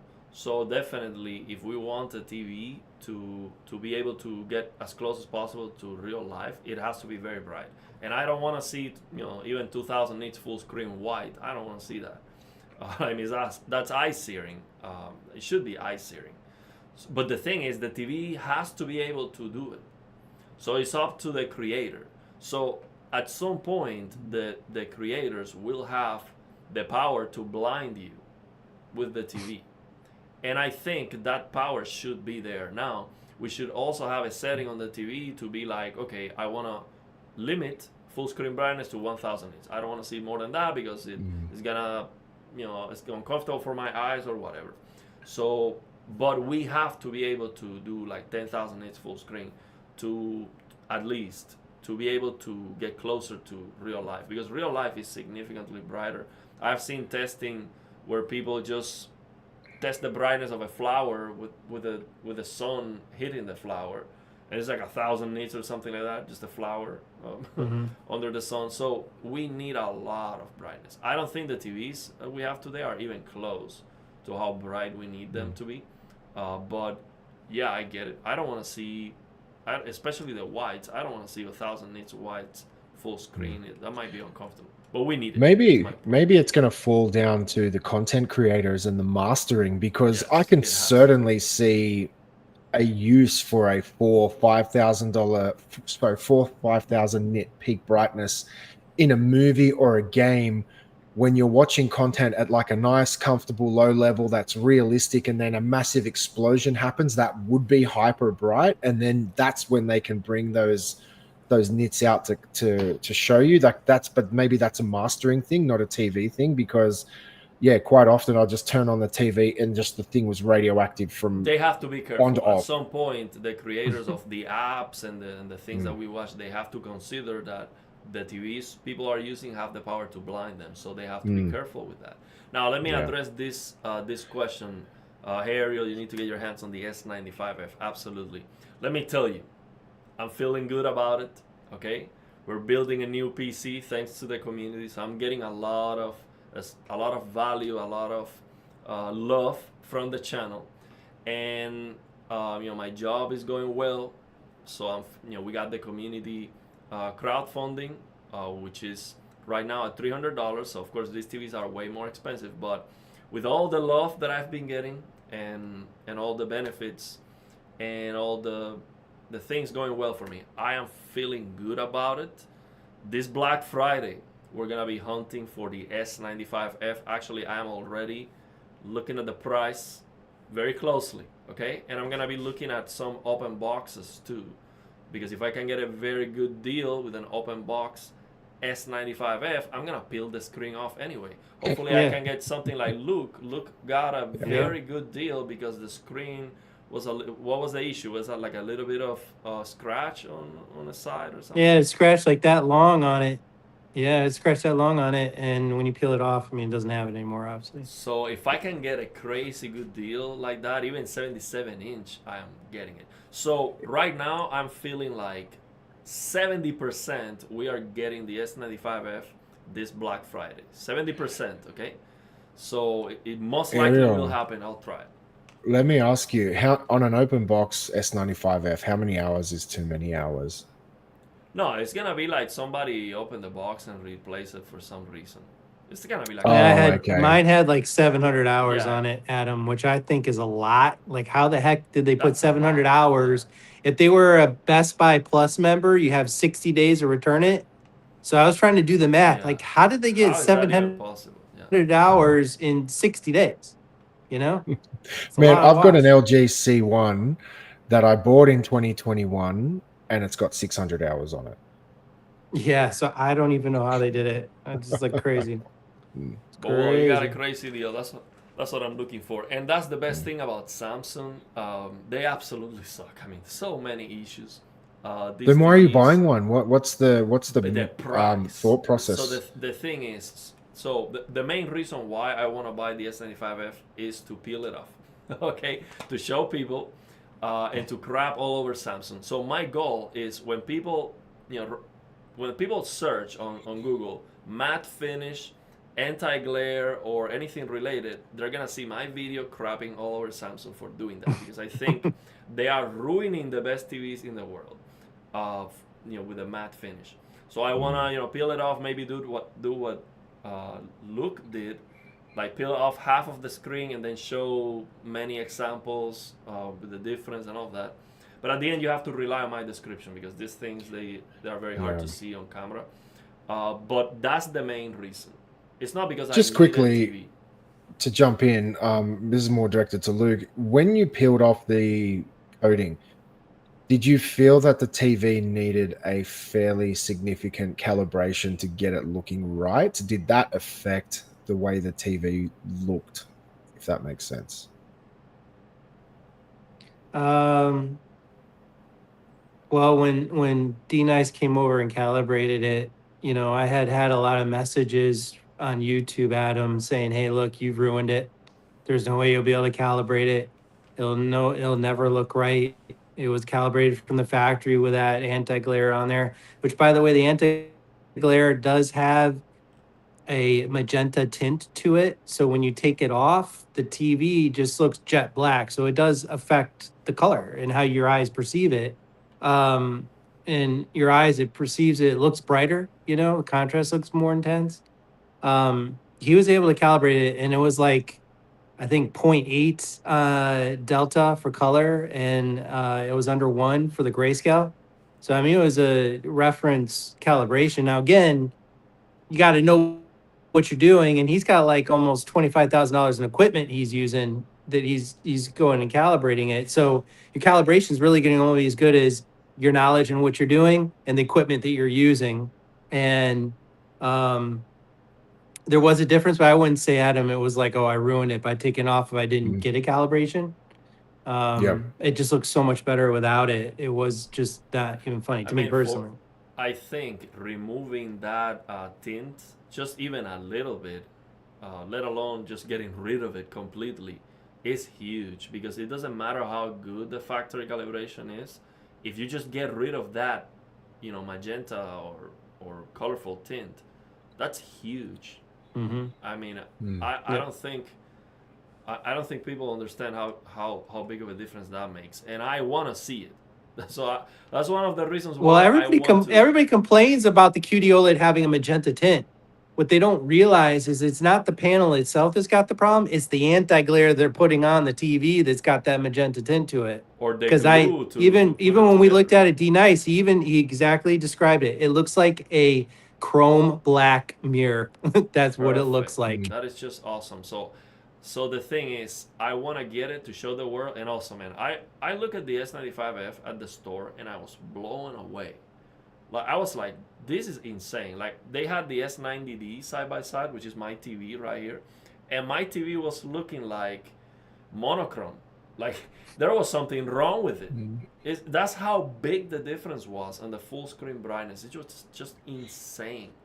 So yeah, I need that TV, and also it's 165 hertz. I don't need it, but I wanted it, badly because of that. So yeah, let's see how. You got so I'm going for the a biggest 5090, right? Yeah, he does. I'm going for the You got a biggest one I 5090? can get. Yes. Yeah, so you can use that 165. Yes. Yeah, and then Adam, the TCL 98 that you have, I think you can run it in 1080p at 288 hertz. Correct. Yeah, Which, I didn't have anything to that sounds test it, pretty but I cool. was like, whoa! I was like, but then it did raise the question: 1080p at 98 inches, is that going to look a little bit rough? Well, the image clarity, so think of it this way, the motion persistence at 288 hertz, I mean, you're getting a lot more than at 60 hertz or maybe 120. I mean, that's quite a bit more motion clarity. So the plasma behind me is 1080p, okay? And I had the QD OLED sitting next to it at 4K. I split it out from the 5080, okay? Same game. F1 2025, fast game. I had the Samsung running at 144 hertz, and this is obviously at 60 hertz. And which one do you think looked clearer when there was motion? The 144 hertz 4K or the 1080p 60 hertz plasma? I have a feeling you're going to tell me the plasma. Yeah, by quite a large margin. Wow. Okay. Yeah, Interesting. plasma is So, special. yeah. So plasma almost improves the motion 4x, almost. Oh yeah. Depending on the This would, you'd have to run like an OLED at 240 frames on a 240 hertz OLED to get image clarity like that motion wise. that would be, Now I will say this: think, you have phosphor decay yeah. on a plasma, so some people are more sensitive to that. So the motion may not be as clean, I should say, as a 240 hertz OLED, but it's darn close, and it's definitely better than 144 hertz QD OLED for sure. I was more referring to the resolution drop. So you're on because at least I had a 98-inch TV, so running 98 inches with 1080p, that's a fairly soft resolution for that kind of size display. That's what I was kind of getting at. Rather than have you tried it with a PlayStation or Xbox and put it to 1080p? Try it. I'd be curious if you saw a difference. I'd be curious. Yeah. So the thing is, okay. I believe the 165 hertz, the S95F, when it comes to motion, it should be better than the Pioneer Kuro that I have, because the plasma is not like, even if it's 4 milliseconds of persistence, it doesn't have 4 pixels of motion blur when moving at 1000 pixels per second. So when you move faster than 240 pixels per second, so if you pan the camera faster, the motion, it doesn't keep up. So if you're moving exactly at 240 pixels per second, it looks like 240 FPS, 240 hertz for eye tracking. But if you move faster than that, it doesn't keep up. So I think 165 hertz, 165 FPS on an OLED, when you're playing a game and moving faster, should be it should be better than the plasma that I have. But there are some that's a great video, Ariel. Get them both right next to each other. Run them off your 5090, same exact game. I would have to follow. I mean, you got to keep in mind you're running at 1080p, right? A game at 1080p on a PC, you could run path tracing in F1 2025. Path tracing, not ray tracing, path tracing. Yeah. So that's like the future. Like this is like what we'll be playing 4 or 5 years from now. It'll be like path tracing games, and the difference is incredible. Yeah, I've made videos about it. Basically, if you like ray tracing, get a plasma TV. That's the title of the videos. It's like you just need 1080p and you can use path tracing. They've got to be getting more difficult. I was playing path tracing F1 2025 on here, and it looks so much better than running it path tracing on the QD OLED at 60 hertz because the game couldn't, 5080, you can't run it. Yeah. You can't run 4K path tracing at 60 frames per second even. No, really. 5090 so it's tough either. for the 5080. So yeah. Right. Let me address this comment. So I am on the same boat. I don't like the race blacks of QD OLEDs, and we're talking about like how far are we gonna go with OLEDs? Are we already as good as it's gonna get or something? I think we need to improve a lot, especially this issue with QD OLEDs. Hopefully, Samsung can figure out a way. Maybe it's never gonna be possible because the blue is passed through, so the light comes in and raises the black levels of the entire, lights up the entire TV. But the thing is, if you can control the lights, and you should, I think if you're gonna get a high-end display, you have to be able to control the lights. But some people play mostly at night and sometimes a little bit during the day, so they're not gonna have like, modify their room or get blackout curtains just for that. So for that moment where you have the lights on, QD OLED sucks big time. It looks so bad. It can look worse than LCD. But the thing is, in those conditions, no display is gonna look great regardless. So I dislike the QD OLED raised blacks, but if you control the lights, it's not that big of a deal. And so the thing is, the solution to this problem is not, oh, let's get a worse technology. That's the thing. Oh, let's get a mini LED or let's get a WRGB. QD OLED is gonna be better. Just control the lights. So don't rob yourself from a QD OLED because of this issue. I did that myself. As soon as I got the QD OLED, I bring it home. I bought 2 of them, and then a monitor, and then I want another one. So I absolutely love a QD OLED, even with this problem that I hate. So, yeah. Well, the QM8 that you had, Adam, you could play that outside. You could put it outside and see it just fine in the daytime. Without a doubt, man. I actually have an outdoor TV, and it just is unwatchable during the day. And it was actually something I thought. It was only a little 43-inch TV, but I was like, man, this TV would be such a good outdoor TV. But yeah, it would. Yeah, let me ask you guys, because I think I mentioned it earlier. I'm at a point where I would love to dip my toes into QD OLED, but when I'm at 83 inches with LG's OLEDs, I'm not going down in size. Like, where do you go from there? Get a monitor. So the thing is, I have no use for it. Wait until next year. Wait until CES. Wait until CES next year. Maybe they may come out with an 83-inch QD OLED next year. You think? I think if they were going to do it, they would have done it by now. There's got to be a reason they're not doing it. I mean, the 77 took a couple of years for LG to come out. Like it takes time. That's true. I just feel like OLEDs are kind of, they're just kind of holding. They're in a holding pattern. They're waiting for the next micro LED technology to kind of take over, where they're not really pushing the boundaries as hard as they used to. That's just the way I feel and I see it, because the innovation, the biggest innovation was QD OLED. Since then, there's very minimal big jumps. It's just brightness. So for me, maybe it's just not worth it for Samsung to start producing 83-inch panels. It's kind of like LG with their 97-inch panels. I'm assuming they're just super expensive to produce, so they charge you $30,000 for that privilege. So maybe the economy of scale is the same with the QD panels, anything over 77. But I really feel like they're just using this until they can jump ship to say, I 100% agree with you on that. I think history is repeating itself, and I think OLED is becoming like plasma. I think what's going to end up happening is that once micro LED hits, Samsung and LG are already down that road, probably looking into that. Been doing a lot of R&D on it. It does not burn in. It has the same characteristics as far as perfect blacks, and I think that'll be the future. That'll probably be the future for us, in displays in the future. Oh, look, they've probably in some lab, they've probably got a bazillion prototypes on the wall. They're just too expensive to produce. But probably. I think, I agree. What I was going to recommend you, Adam, is get into PC gaming. And you're going to need a display for that, because you're not going to use for just desktop usage like a 100-inch TV, right? So maybe get a 32-inch QD OLED. It's not going to be that huge investment, or even a 1440p. I'm just laughing because for me to get into PC gaming, first of all, I have to find a 5090, and it's a several thousand.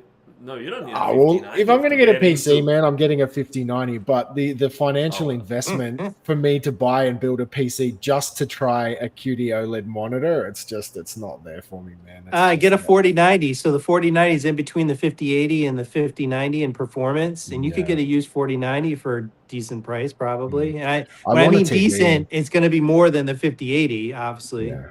No, I get you, man. It makes sense. I'm a TV guy. I love big TVs, like 86-inch behind me, 100-inch in the house, a couple of 83-inch OLEDs in the house. Like, I just want bigger and bigger and bigger. So for me, QD OLED offers me nothing for at least my class of customer, if you call it that. I just want a bigger TV. So there's no option for me. The closest I can get is a G5. I'm very interested to see what G6 will bring, because LG have to know they are behind in the OLED game right now. They are just not keeping up. Every year the QD panels are winning all the TV shootouts, so they've got to be aware of that. So to this comment, I want to make this video once I have the second PC. I want to make a video comparing the experience of 5090 PC with a QD OLED monitor or 3080 PC with a big TV. What's better?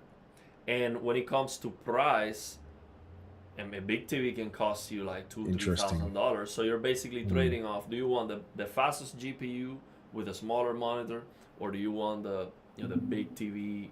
Which one is better? Big so TV. I think I much big rather TV get is the TV, more immersion. But the thing is, some of these games with the 3080, they are not even getting 60 FPS. So my biggest observation there is this Game Motion Plus. So if I can hit 60 FPS with the PC to use Game Motion Plus, now we're talking about a 120 FPS experience. That is with frame generation, but it looks good enough. And what you have to understand is, yes, we have frame generation now on the games, if you have the GPU for that, but you're gonna get your base frame rate lowered. When you use the TV, you don't get the base frame rate lower at all. So, and you can also use it for your PS5 Pro or your console. So it is a way of looking at things. Because I watched the other day Linus Tech Tip video, was it? Or no, it was a Paul's Hardware video where he was doing a PC build recommendation, and it was a very high-end PC, and you know what the monitor choice was? A 1440p LCD 120 hertz monitor. Okay. This is crazy. And let me tell you, like, we all know big TVs for gaming, that's awesome and all that, but there's a lot of gamers out there that just focus on the PC and they're getting a LCD monitor to pair with that. Bro, just put the money on the display first, because that's where you're gonna see. If you get a crappy display, it doesn't matter if you have a 5090. But people are always going to do that, man. People buy OLEDs and use the TV speakers. Like, you have to, bring the sound, the visuals, everything up together, but it's an expensive exercise, you know what I mean? So yeah, and it's okay to do it in steps too, True. I mean, like, it's tough for people to like go and pay a huge amount, for all of that at once. What I'll say is this, Ariel, about that is that if you go look at Steam, they give you like all the stats and what everybody's playing at, resolution and GPU and all of that. And the predominant resolution still out there currently is 1080p. So Paul knows his audience. Most of the people that are watching videos looking to do a budget PC, they're probably going to game at 1080p or 1440p. Yeah, but that was not a budget PC. It was like a 7800X 3D PC with a 5070 Ti. Okay. It's something crazy like that, and you're getting that with an LCD. Well, you could definitely do 1440p at 120 hertz for that easily. Yeah, but it's interesting though. 1440p for me is a significant improvement over 1080p, and even though it's such an incremental jump in terms of the resolution, the perception I see in 1440p is massive. I agree. Yeah, and LCD monitors and stuff. Yeah, it's definitely noticeable. And it looks great. I mean, my 27-inch 1440p QD OLED looks great. Like, I don't have a complaint like, oh, it's not 4K, it doesn't look sharp enough. It looks sharp enough, and especially with the DLSS, it looks great. But the LCD is not the same.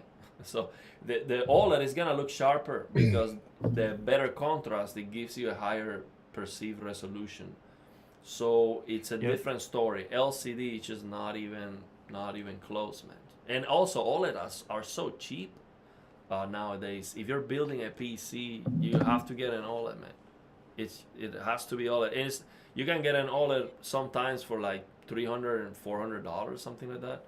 And LCDs are not that cheap anyway. So yeah, we got a lot of comments in the chat, man. I wasn't expecting this live stream to be fire like that.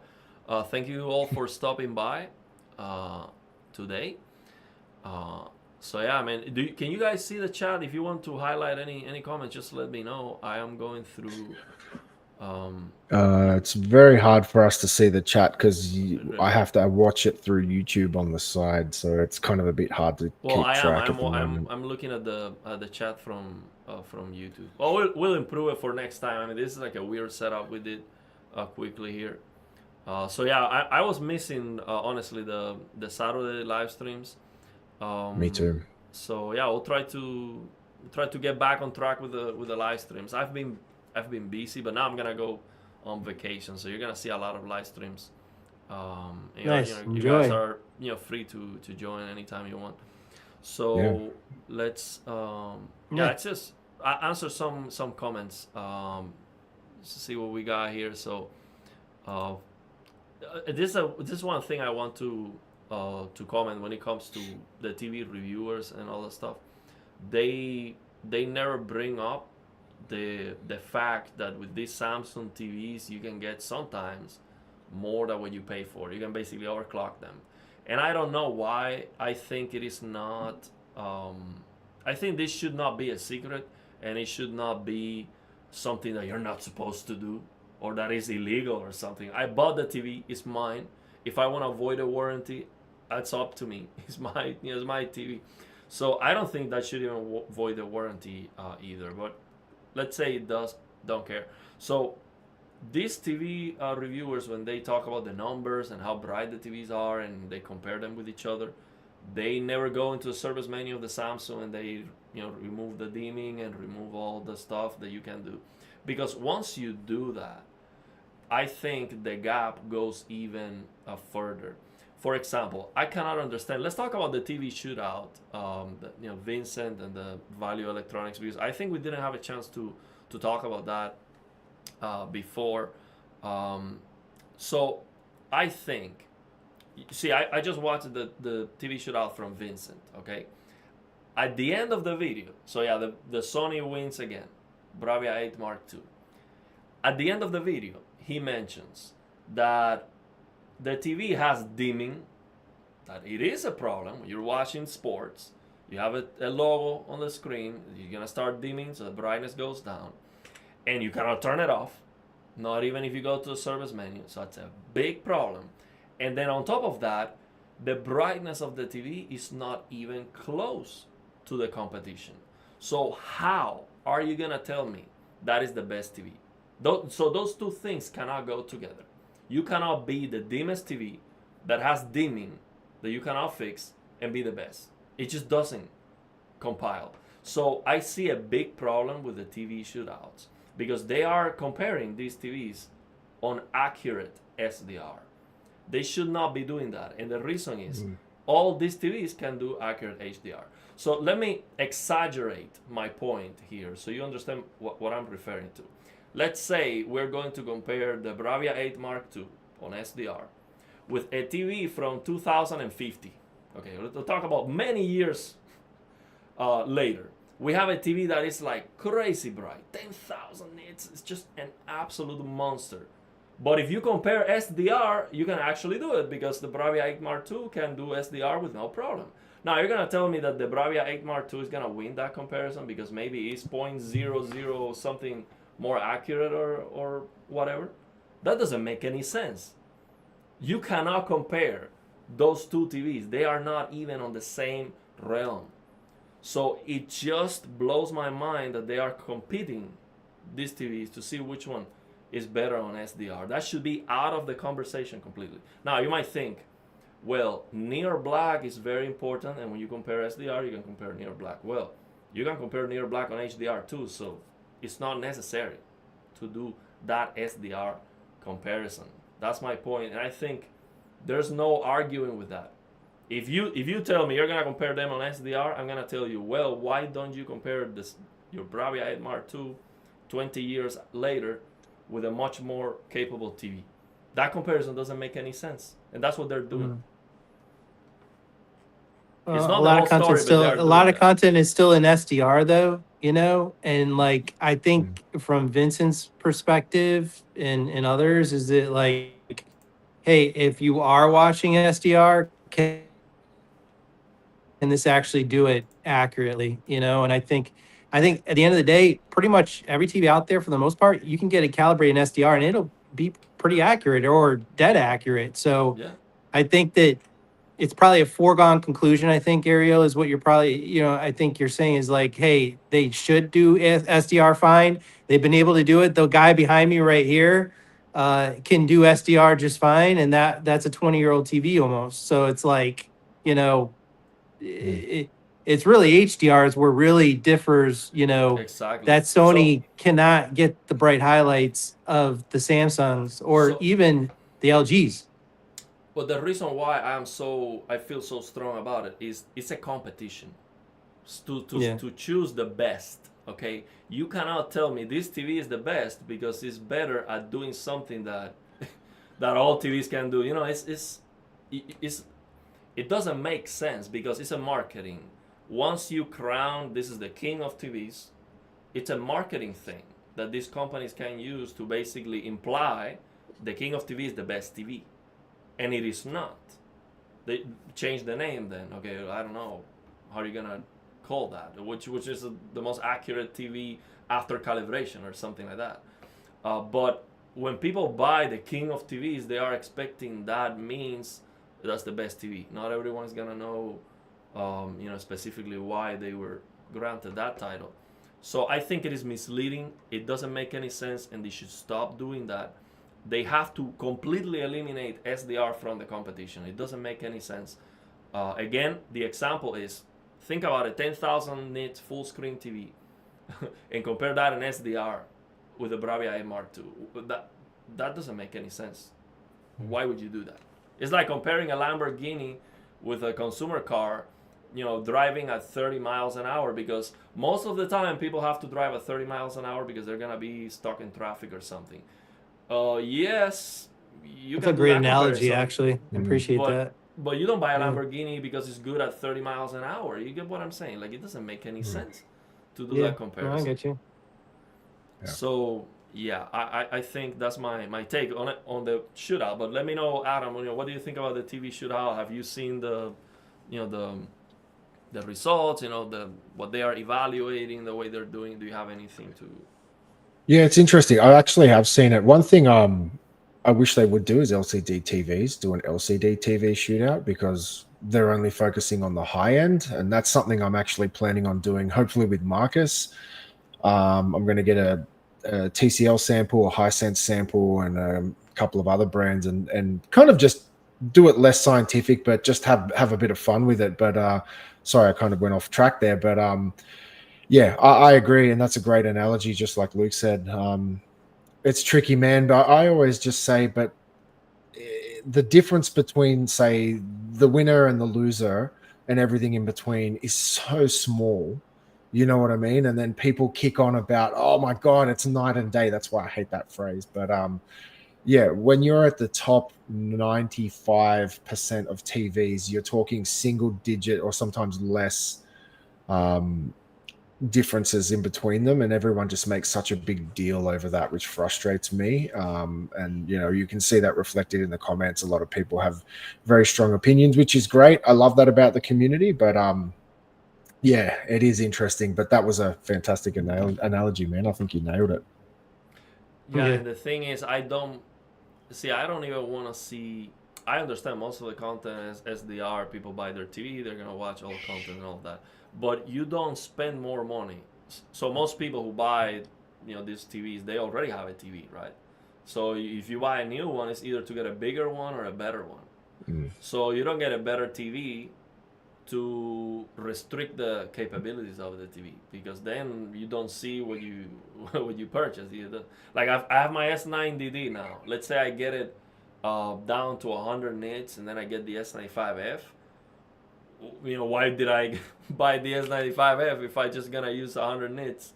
I want to see HDR to see what this new TV can do. I don't like just top SDR either, but it just doesn't make sense. So yeah, I always criticize what they do, but they are experts. They know what they're doing, but they have to understand that it becomes a marketing thing. Oh, the king of TVs, and I think it is misleading. Yeah, it is tricky, and I'll just quickly jump in there. One thing that I'm kind of new to is now I'm at the point in my YouTube career, even though I'm still a very small channel, I'm getting to the point where brands are willing to send me review samples. And while I'm very upfront with them that I'm going to be honest about my reviews and I'm going to call it as I see it, there is, and most of the time the brands do agree, but there is a certain amount of pressure you can, I guess, unspoken influence you can kind of sense where, man, if I trash this TV or if I don't give it enough positive feedback, there is that fear of maybe, not being given review samples anymore. And I wonder if that comes into it at all, because some of the reviewers and YouTubers that turn up, like you've got Caleb Dennison, FOMO, Brian, and then you've got Vincent Teo over in the UK with all those guys, and it's like I wonder how much, if any, influence comes into that, because I'm sure some of them are working for certain brands or get looked after by certain brands, and does that influence the results at all? Well, let me tell you something. I got the Samsung contact. They were gonna send me TVs. They have not sent me any TVs. I have a bunch of rants about Samsung on the channel, and they're not gonna send me anything because of that. So here's the thing: you either say I don't care, and if you don't want to send me anything, I don't care, and don't do the YouTube thing, or you be honest with your community and be like, okay, I got this TV. I want to continue getting these TVs. I'm not gonna trash them. I want to be fair with them.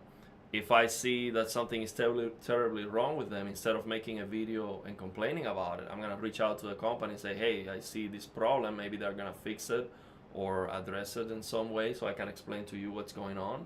Might get fixed with a firmware update or something. So I think you just have to be transparent. People don't... So I don't think people are going to mind if you say, hey, I'm getting this favor or this thing that is good for the channel so I have more content. So I'm going to be positive about it. I'm gonna tell you what I like about this TV. I don't think there's an issue if I see a video where somebody tells me I'm only gonna tell you the good things about this TV. Okay, it might have some bad things. I'm not gonna tell you those. I'm only gonna talk about the good ones. If you tell me that, you're being honest. So you're not omitting the bad things and say this is a review. See, you're telling me, okay, this video is about how good this is because I love it, because I got it for free. That's it. Or if it's a sponsored video, I'm like, okay, this is a sponsored video. They're paying me, so I'm gonna be positive. I'm gonna highlight the good stuff. So it's like, for example, MSI is sending me a bunch of things for free. Okay, that's awesome. I am excited about it. I cannot wait to get all these PC parts. Have my new PC. That makes me be biased and be positive with the brand. 100%. I'm telling you. Well, it certainly buys positive influence. Even when things go bad, you still maintain a positive, Well, here's the thing. They sent me already, before they sent me a case, a power supply and all that stuff. The power supply broke the connector in the back, the plastic. I think it was not well like glue or solder or something. The thing is, the PC is very heavy. I moved the cable and it snapped a little bit. So it has some wiggle. The plastic connector in the back has some wiggle. I said that, hey, I see this issue. I would not buy this power supply. I would not recommend it. I'm very happy that they sent it to me. It's working perfectly. I love how it looks. I would not recommend you this power supply. I'm going to tell you. See, again, that doesn't mean, oh, I'm being 100% unbiased. No. I am happy that they are sending me this free stuff. I'm going to like them anyway because I got them for free. That's why I'm positive about it. I just need to be fully transparent. That's it. Now, if I have a brand that sends me something and it's just absolute trash, like there is no way I can put my face on a video and be like, bro, you need to buy this. This is awesome. I'm just gonna send it back, and that's what I tell them. If you send me trash, I'm not gonna make a video about it. I'll send it back, and that's the end of the story. But I know, I mean, MSI is gonna send me a motherboard. That's gonna work. There's no, it's gonna work. Even if it doesn't work, they're gonna send me another one. And I tell you that, hey, they sent me one, it didn't work. They are sending me that replacement. So I don't think it's a big deal, because all these products are good enough. Unless there's something terribly wrong with them, you should be able to highlight some good stuff, and the company is gonna appreciate it anyway. So. Yeah, it's funny you say that, because at least for me, I'm an LG guy, because they're the only brand that makes a decent 83-inch. I still think the G5 is a really good, solid TV this year. I think it's performed really well, even though it seems to have placed last in all the TV shootouts. I still think it's an incredible TV, and it's an improvement over the G4, which I had 83-inch version of. So, and I can certainly agree. When I've had my Samsungs and they put me through hell to get warranty when it was clearly faulty, with LG, anytime I've had an issue, bang, no problem. Here we go, giving me no headaches. It certainly buys a lot of goodwill towards the brand. And as I said, I do wonder when I see the same kind of repetitive results, if there is some sort of influence in some way. Because goodwill goes a long way, man, because it changes your perspective on how upset you get when you run into a problem. So, the thing is, I do have goodwill, for example, towards MSI. Why? Because they are sending me free stuff that I really want to have. And I don't think there's anything wrong with it. I don't think there's anything wrong with it. The thing is, I really like MSI because they do not tell me what to say on the videos. You know what they do? I ask them, hey, I need a motherboard and this and that for the build. They say yes. They send it to me. I make the video, and the only requirement from them is have the name of the product in the description of the video, not even on the title or the thumbnail. That's the only thing that they ask me. And after I send them the video, like, hey, here's the link. I made one video about this. They say, okay, thank you. That's it. They don't say good job, bad job, we like it, we didn't like it. There's no feedback whatsoever. Zero. So that's why I love MSI. So I'm being 100% transparent. I love they send me the stuff, and they don't tell me what to say. They don't tell me anything. There's zero feedback from them. So I love that. I can say whatever I want. They just don't. TCL was like that with me when they sent me the C8K 98-inch.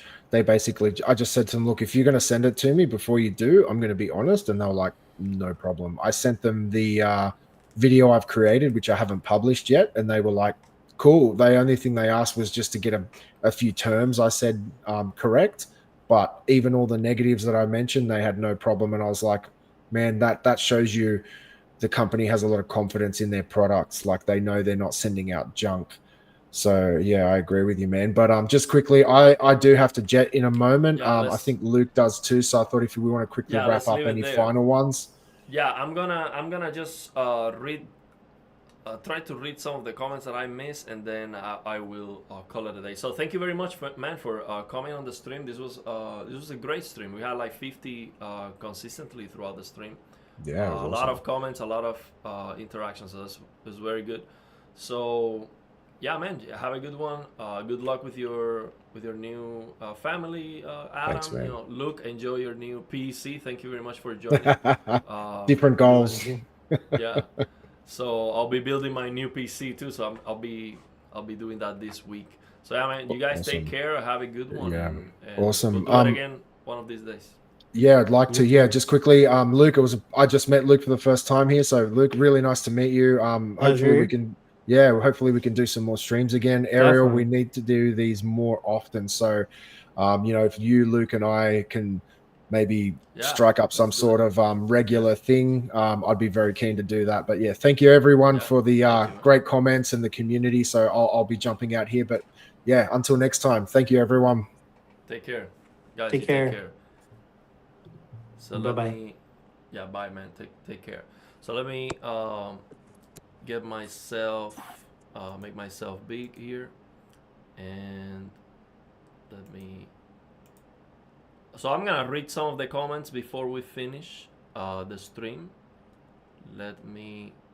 So let me figure this out. A lot of variance, a lot of casualties on this stream today. Okay, so let me get rid of these.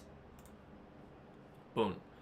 So now let me get myself closer to the center. So I'm gonna read some of the comments before we finish the stream, and we'll leave it there. So let's see what I missed. A lot. It's a lot of comments on this stream. So let's see if I miss any questions. So I'm still playing Hell is Awesome. I'm gonna probably live stream. So you're ahead of me, okay? I'm gonna probably live stream it tomorrow. I'm not sure how. I'm not sure if it's going to work for me to do streams, like just streaming the games. But maybe if I get good at it and I do a better job, interacting, reading the chat, maybe it's gonna work. But let's see. I'll try it. But I think this definitely works better than me playing a game. That's for sure. Especially when we have people on the stream. But let's see. I'll do it again and see if it works. Live streaming. But I will do live streamings of once I have the second PC for streaming. I'm gonna be purchasing the new games that come out that I'm interested in, and do like a benchmark when they come out in real time. So I will do like live streaming of the performance of the games, and I have two different PCs for that. I have the 3080 5800 X3D PC, so I can do that live stream with the 5090 PC, or I can do the 5090 PC live stream. I can do either of them. I just have to change the capture card. So let's see if that goes smooth. That capture card is really easy to change from one to the other. Well, let's see.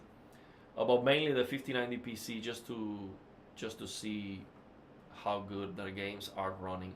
Black Myth Wukong runs very bad, and it's the reason why I have not played it yet. But I might give it a try. It's such a great game, and I really want to play it. But I don't recommend it yet because I have not played it. It runs so bad. But I'll give it a try. Maybe that's gonna be a good game to start. See, hey, let's see if this game is playable at all. So I will do that kind of content now. Once I have the second PC, it's gonna open up that possibility. I can try the games in real time, no performance loss, and show you if it runs well. And I can show you the stuttering and everything. And if it crashes, it's not gonna crash the stream, so it's gonna work well. So sticking with your C9 until we see HDMI 2.2 with 240 Hertz. I don't think 165 Hertz is enough jump from 120. Now here's the thing. I guess you're referring to the LG C9. Of course, that's still an OLED. It is 4K and all of that. But I don't know what you're looking for. If you want to get maybe a bigger TV, I don't know how big is that C9. Or if you want to get a better, HDR, you're gonna see a big improvement if you get a QD OLED coming from the C9. Is gonna be massive. Let me tell you, it's not even close. When I compared my LG C1 on HDR with these QD OLEDs, the C1 was looking almost monochrome.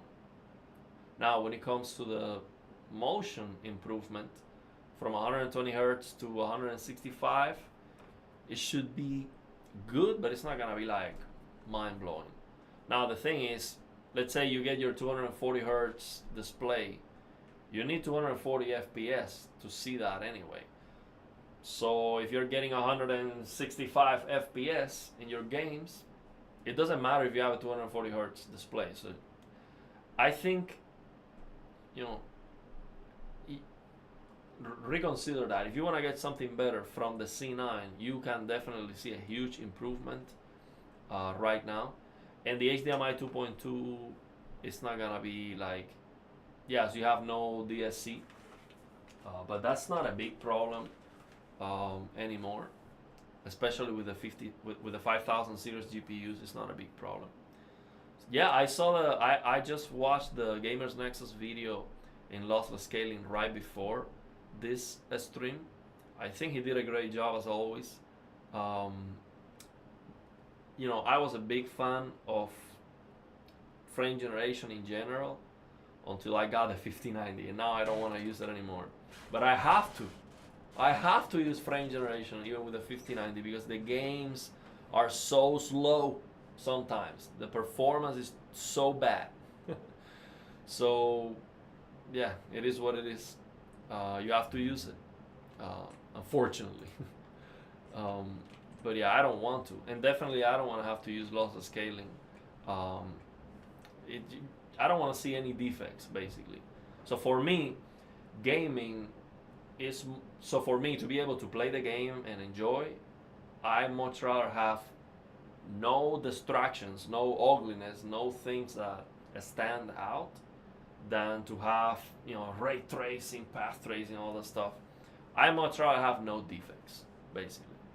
And yes, ray tracing fixes some of the, you know, lighting, you know, accuracy issues and sometimes high resolution and stuff. But sometimes you turn on ray tracing and you start seeing a bunch of noisy reflections and shadows, and that's just worse. I much rather have a sharp shadow that is inaccurate, that it doesn't update in real time, than have a noisy shadow that is accurate. So I'm not a big fan of ray tracing, as you know. So, and I'm not a big fan of getting artifacts. So, but yeah, Gamers Nexus didn't, I mean, he's one of the best. So yeah. Black Myth Wukong. It is, yeah. It might be a solution. With a 50, the thing is, with a 5090, I should not have to use frame generation for 120 FPS. That is too slow of a performance for a 5090, man. It just doesn't make any sense. So the games, the problem is the games. It's not the hardware. So yeah, 8K, that's what I'm looking for. 8K, 8,000 frames per second, 10,000 nits full screen. Let's see when we can get that, if it ever gonna happen. Lossless scaling versus NVIDIA frame generation isn't even a comparison, but lossless scaling has its use cases. They're very specific unless you have a dual GPU setup.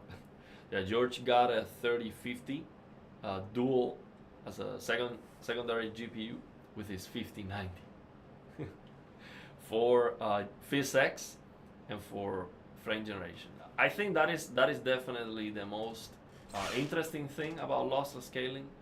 The idea of having a second GPU for the frame generation, because you don't lose the base frame rate and you just double it, or, you know, I would not do 3x, but you can do it. So I think that's definitely the most exciting thing about lossless scaling. I'll see if I can try that. Let's see how it goes. Imagine they do a breakthrough in motion using an OLED with 60 FPS and it looks like 500. So the thing is, when you have just 60 FPS, you have to, let's say you use the CRT um, simulation. So if you have 60 FPS and you implement on the TV hardware based CRT simulation shader, you can get some good results. But I think if the TV is capable of doing that, the TV should be capable of 240 hertz plus. So to get a great flickering technology, the TV has to be capable of refreshing higher. So I much rather have 240 hertz plus than 60 FPS with CRT simulation. But of course, some games you can only get 60 FPS. Like for example, I'm going to try one of the games that I want to try.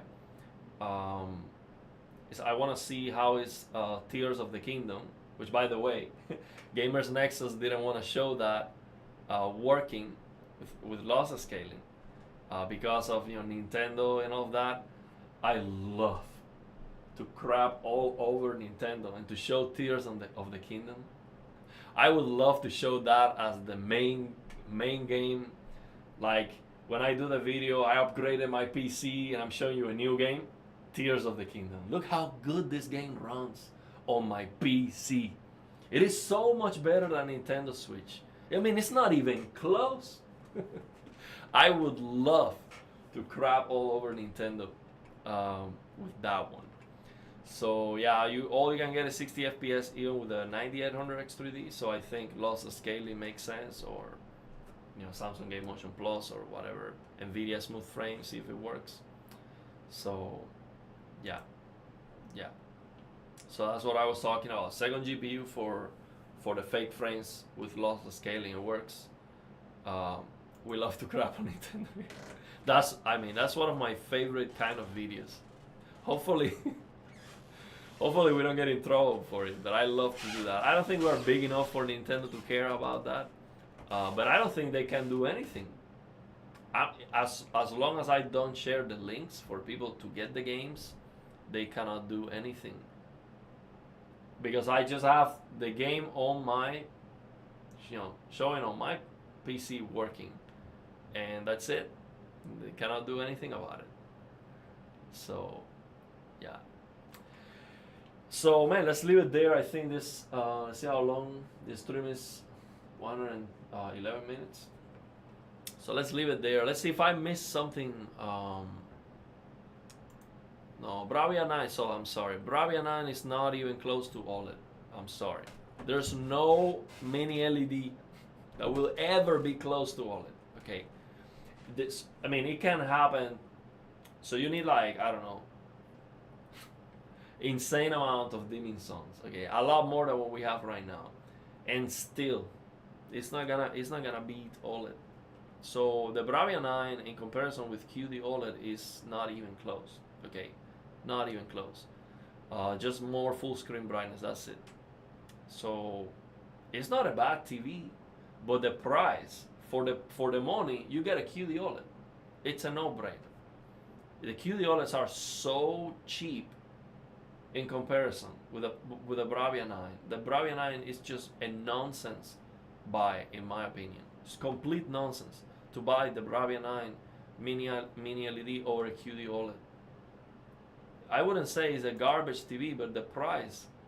So it's like KG the other day. He stopped by on the live stream and he was like, "These mini LEDs, close to the price of QD OLED, I'm not even reviewing them anymore. It's like, it just doesn't make any sense. Why would you ever buy one of these mini LEDs? Now you want a mini LED if you want a huge TV, because of the price, it's gonna be better and all that. But that's it. Aside from the price, why would you do that? So yeah, it's like, why would you do that? So downside of CRTs. So I think it's CRT at this point, it would be so good. At this point we would have CRTs that are, beyond 1440p, 32-inch plus, 100 hertz plus, maybe flat CRTs, it would be amazing. But again, this industry doesn't care about giving you the best. They care about making money. And CRTs, they were too expensive to manufacture. Maybe the e-waste or regulations with power and the components that they use, it was just not. They killed it basically. But I agree. I mean, plasma and CRTs was such a great special technology. I would jump on that. I mean, you give me a 32-inch CRT, 1440p plus, 100 hertz plus, I would jump on that immediately. So yeah. But once we have 500 hertz, and we already have 500 hertz QD OLEDs and all of that, and we can get 500 FPS, then it wouldn't be necessary to have a CRT. But we don't have that. It's too hard to get up 500 FPS. I'm excited about the 500 hertz QD OLED monitor. Let's see if I can get one and give it a try. So man, let's leave it there so I can go. I was all day on outside with the family because I'm like, okay, we're gonna enjoy the weekend, because after I get this PC and I build it, I'm gonna be using it. So I asked for vacations this Wednesday. I'm going to be free for the live streams. We're gonna live stream building the PC from scratch. Okay, we're gonna put every screw. It's gonna be a very important step, and we're gonna do it together. So yeah, I'm looking forward to that. And also, I want to maybe on Monday do some benchmarks and record, the graphs and the frame times and all of that with the performance I am getting right now with my 5090, 5800X3D, so I can do the same with the 9800X3D PC and make a video comparing that. So of course, I'm not hardware unboxed. The accuracy of my benchmark is not gonna be even close to what they do, but I'll try my best. Maybe some people will appreciate that comparison. It's gonna take a lot of work to do it. But yeah, I'm gonna live stream the whole day, George. So unless you work 10 hours a day, you're probably gonna see it. We're gonna be live the whole day. Okay, it's gonna be a streaming madness. So yeah, thank you for stopping by. Let's see if we got a question here before we end. Actually, I do have an AMOLED phone that has burning, but the reason is the settings of the phone. A family member had that phone. It's very old, and they had the screen to go off after like 5 minutes or something like that. So it has burning. You can see it. It has very noticeable burning. But that phone was misused badly with those settings. You should not ever do that. There's no reason to have the screen 5 minutes before it goes off. It just doesn't make any sense, or something like that. It's just not. They didn't use it well. So okay, let's see. I think I got a question here. Hey Plasma, when I go full screen, the gamma seems to change. Let's watch out blacks here on YouTube. So maybe the RTX HDR is engaging, or something is going on when you go full screen. I don't know why would that be a case. Somebody asked me a question here that I missed. Okay, well, let's leave it there, man. Is there anyone that has a burning question before we finish the stream? Let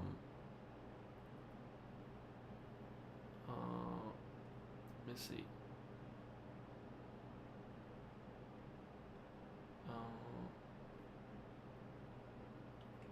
So what case model are you gonna use for the So here's the thing. Oh, that's an important detail. I actually look into it. The CPU cooler that I have, the Noctua, is too big for the case that I'm gonna get. So I cannot use the 5800 X3D with the air cooler on the new case. It doesn't fit.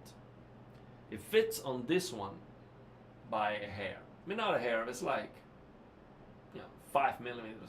It's very very small margin. So the new case is a little bit. It's like 6 millimeters less wide, and that is not gonna fit. I already looked into it.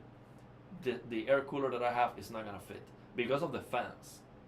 If you use it with one fan, it will work, but then the second fan would have to be smaller or something like that. Maybe I could have the center fan to be the big one, the big Noctua one, and then use two smaller fans additional, but it's not gonna work. So what I'm gonna do is new case, new motherboard, 9800 X3D, liquid cooler there, and I'll keep the bigger case for the 5800 X3D. So I'm gonna have to change the power supply from this case to the new one. Oh, my beautiful cable management. Oh man, I spent hours, and the level of detail of that cable management, that was love. Okay, I put all my love into it, so I have to get rid of it and put it on the new, and do it again on the new case. But aside from that, the new case is equally as good when it comes to the features and the things that you can do with it. So it's not gonna be a downgrade, but I really like this case because this case has the glass. So it is glass 90 degree, but it has an additional diagonal glass here that I really enjoy. This one, the new one, it's just straight. It's just two glasses. It's like a fish tank, but it's like a straight, more traditional fish tank. But I'm gonna have to use it for the new one, and that's okay. I mean, it's not gonna make any difference on the final build. But yeah, that's what I have to use. So that's what I'm gonna do. So you got NV5, so NVMe Gen 5. Let's go. So I was gonna buy a drive, but the thing is, I realized that MSI also has drives, and I didn't ask them for the drive. So I was like, man, what a missed opportunity. They would have sent it to me, no problem.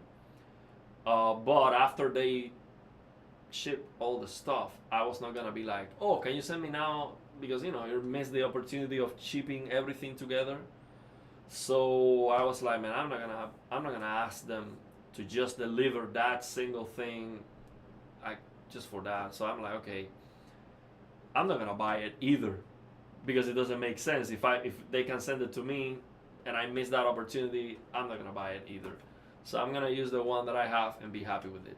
I do have a Gen 4 2 terabyte NVMe SSD, and that's gonna work. So I'm not gonna buy a new drive. I'm gonna save the money and be happy with it.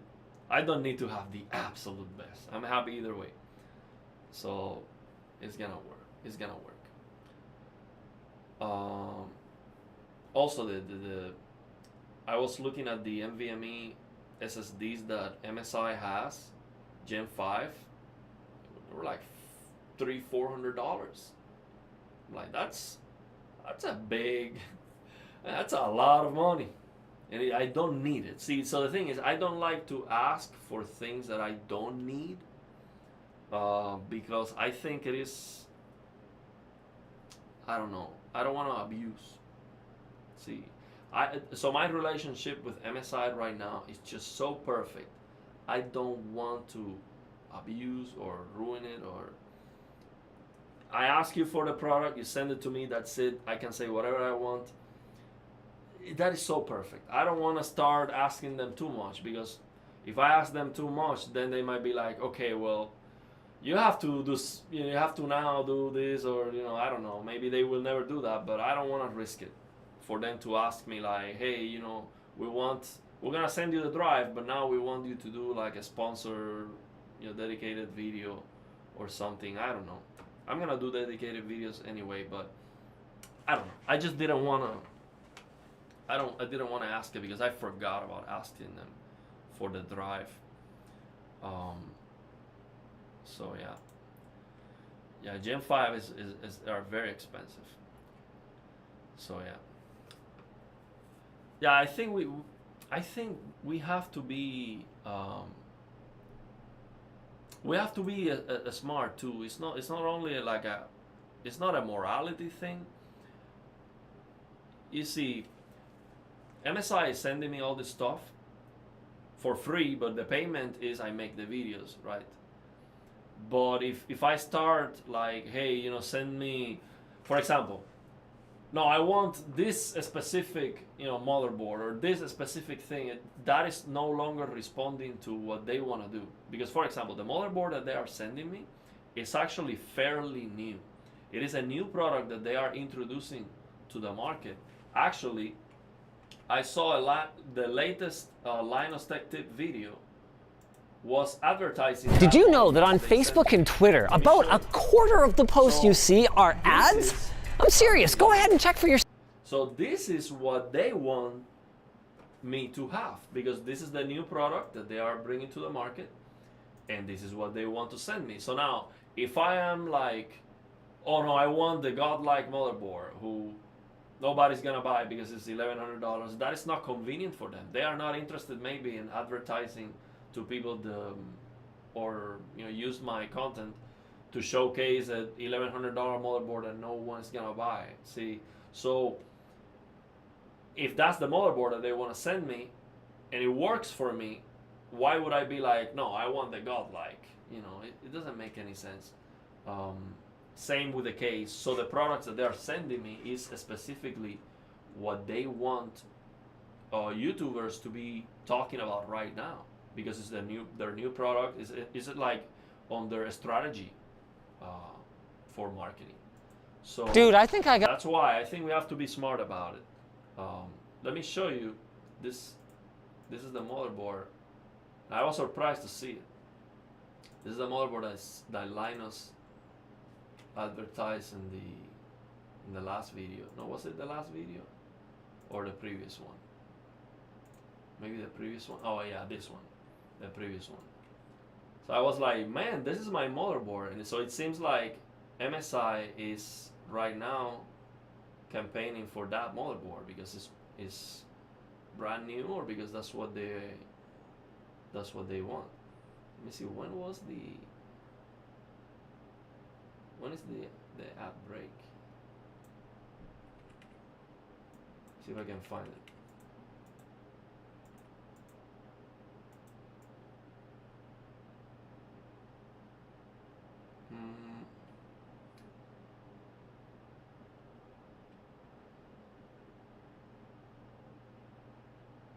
Huh. Maybe it was not this video. This video doesn't have an ad. Linus is the master of ads. He's the best, man. He is so good. If I was able to do what he does, I would be million. Of course, anyone would. He is so good at what he does, man. Linus. When I was learning English in Cuba, I was sometimes listening to Linus videos again and again. Like, let me see, where is my, okay, here it is. So because he's just a master, absolute master. So let me show these. Okay, here it is, Linus, the master. So let me make myself smaller.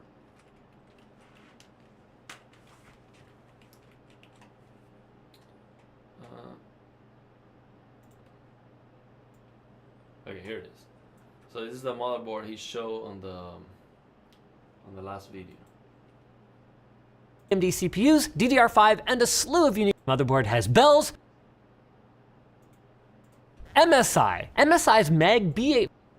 This is the one. This is the motherboard that they are sending me. Okay, let me get this over here.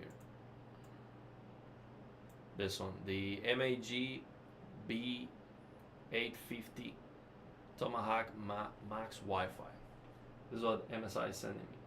50 Tomahawk Max Wi-Fi motherboard has bells, whistles, and a bunch of other things that make noise. With support for the latest AMD CPUs, DDR5, and a slew of unique features, it's a performance monster. Check it out today using our link down below. That was so fast, so good. Just the way he projects his voice. I mean, he's just a master. Linus is a master advertising, and he's a genius. He can sell you whatever. He's so good at it.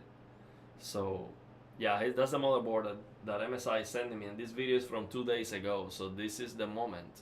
So that's what MSI wanted to send me. So I'm not gonna be like, send me something different, because this is what they want right now, and it's gonna work. So why would I ask otherwise? So yeah, I know that motherboard is gonna work. So this is what the important part. So the motherboard is not gonna give me more frames or anything like that. So yeah, let me get the comments back.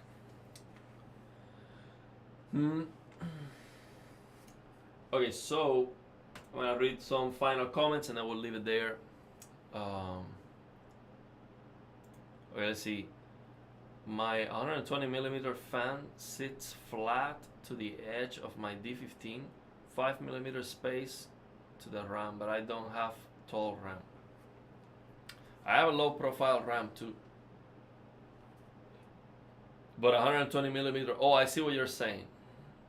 I see what you're saying. Like if I change the fans to be smaller, maybe it's gonna fit. Yeah. Let's see. I'm happy with the new case too. Like again, the case is not gonna give me more FPS. It looks beautiful. Now I think I'm going to like more the one I have. It's a little bit bigger, so I have this idea of bigger, better. 5090, the biggest case. So this one is a little bit smaller. How much more smaller? 6mm, less wide, and a little bit less tall. It doesn't matter. It is better in that it weighs less. The new case is almost half the weight. That's a good thing because 59 is very heavy, so it's gonna be better anyway. I don't need to have the heaviest PC in the world. That's not my purpose. So yeah, it's gonna be fine.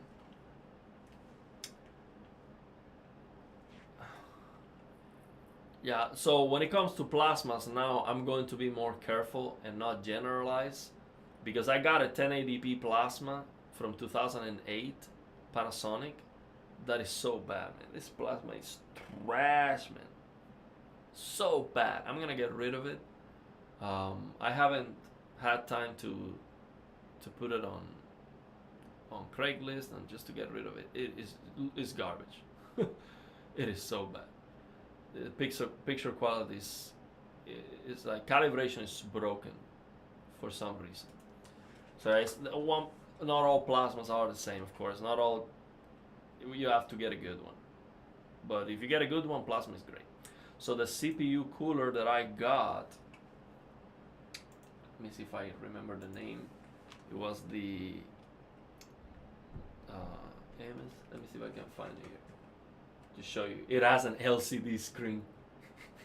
That is so ridiculous, man. I think that is so over the top. So you need a CPU cooler with an LCD. I mean, at that point, if you're gonna be so, if they're gonna be so ridiculous with that, so over the top, just put an OLED screen. Why would you cheap out with an LCD? At that point, just make it OLED. It's like, let's see if I can find it. I would never, honestly, I would never buy a CPU cooler with an LCD with a screen. Okay, I think that is so overkill. Like, that is luxury, next level luxury. Look at this. This is what they're sending me. I would not buy this. If it was my money, it's just too nice. Okay, it's just, that's why I'm happy about it. So understand, when I get hype about it, I'm like, man, this that's why. Okay, it's not, that doesn't mean that this is what I would buy and what I would recommend you to buy. You can get a cooler that is as good and it doesn't have the LCD screen and maybe be cheaper. So this is the, let me show you. This is the cooler I'm gonna get. Let me get this. 10 LCD, a screen on top of it. So this is the MPG Core Liquid P13. So you need a customization guide for the LCD screen. That is crazy. That is just next level. So yeah.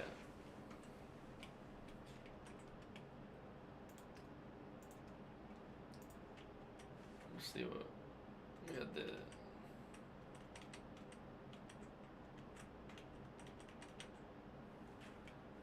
me show this.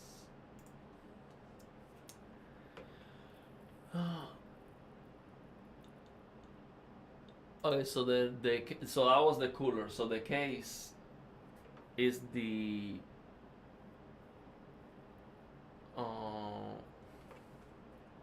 110R. So I remember that part, 110R. So MSI, MPG,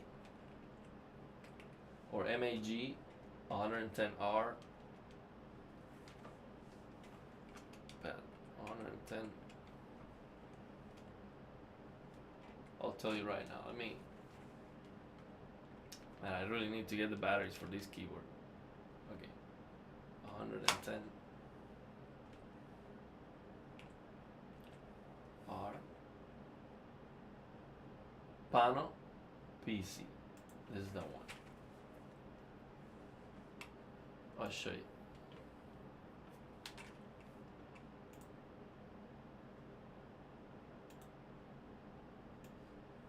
This is the case. MAG Pano 110R PZ. That's the case. So it has the same features as the one I have. As 10 for 10 fans. It has probably, I think it had more capacity for more drives, I think. It has the capability of zero connect motherboards, so it should have some space in the back, but it should have a little bit less space than the one that I have because it's less wide.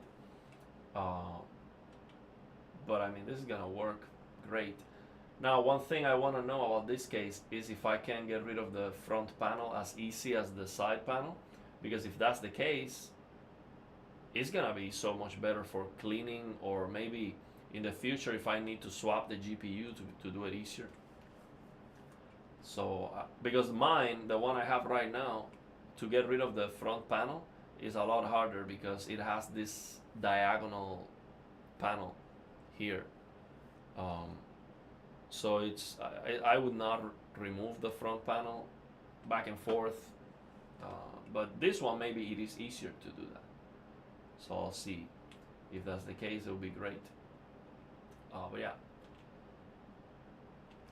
So yeah, that's what it is. Okay, so let me see if there's any final comments before we finish the stream. Can you use the S90D 77 inch as a monitor? I mean, that's an amazing monitor. Of course. I mean, you do that, you're gonna be blown away. Why not? 77 inch QD OLED for gaming, that's amazing. I think that's the best you can use. 77-inch QD OLED. That's where it's at.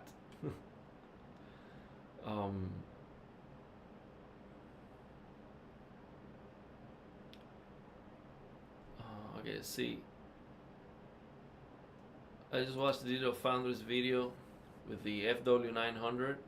You pause the video when the CRT shows movement. It looks crystal clear without blur. No. No. So to evaluate the motion from a video, you cannot just pause the video. The reason why you see Hardware Unbox or Gamers Nexus analyzing frame generation and they slow down the video or pause it is because they are evaluating the quality of the frames. But the only way to see motion clarity on a display by watching a video is if someone shows you camera tracking to simulate eye tracking, basically. So there's an object moving on the screen, and with the camera you follow the object at the same speed. You can take a picture or a video and you see if that's blurry or if it looks clear. But if someone is just recording a display and you stop the video and it looks clear, that doesn't mean anything.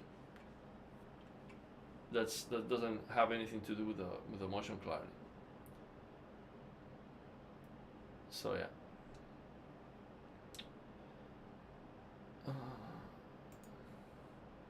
Yeah, my S90C is brighter than the S90D. And the only reason why I use the S90D over it is because it has a much better white balance calibration. It looks better. The calibration was better. But the S90C is better in every other way. It has better screen uniformity. It is brighter. It's a much better panel. But that's my luck. That doesn't mean it's a first generation QD OLED. My S90C is first generation QD OLED. Yeah. Again, right now I am 70% getting the S95F on Black Friday. I feel good about it. Everything is going well. Yeah. So let's see what happens. See if I can get a good deal on it. So yeah, let's leave it there, man. We've been streaming for a long time. This is part 2 of the stream already. So I'm going to do more live streams. Get ready, because this whole week after Wednesday is gonna be a lot of live streams. Okay, we're gonna live stream the whole day. I'm gonna build a PC, live streaming all day long, non-stop. So yeah, you're gonna see a lot. So let's leave it there. Thanks for stopping by. This live stream was great. So yeah, let's leave it there. I'll do more live streams.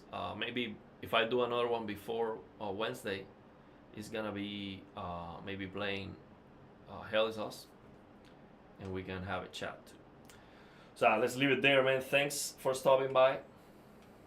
Take care until the next one. Have a good weekend. His mouse is not working.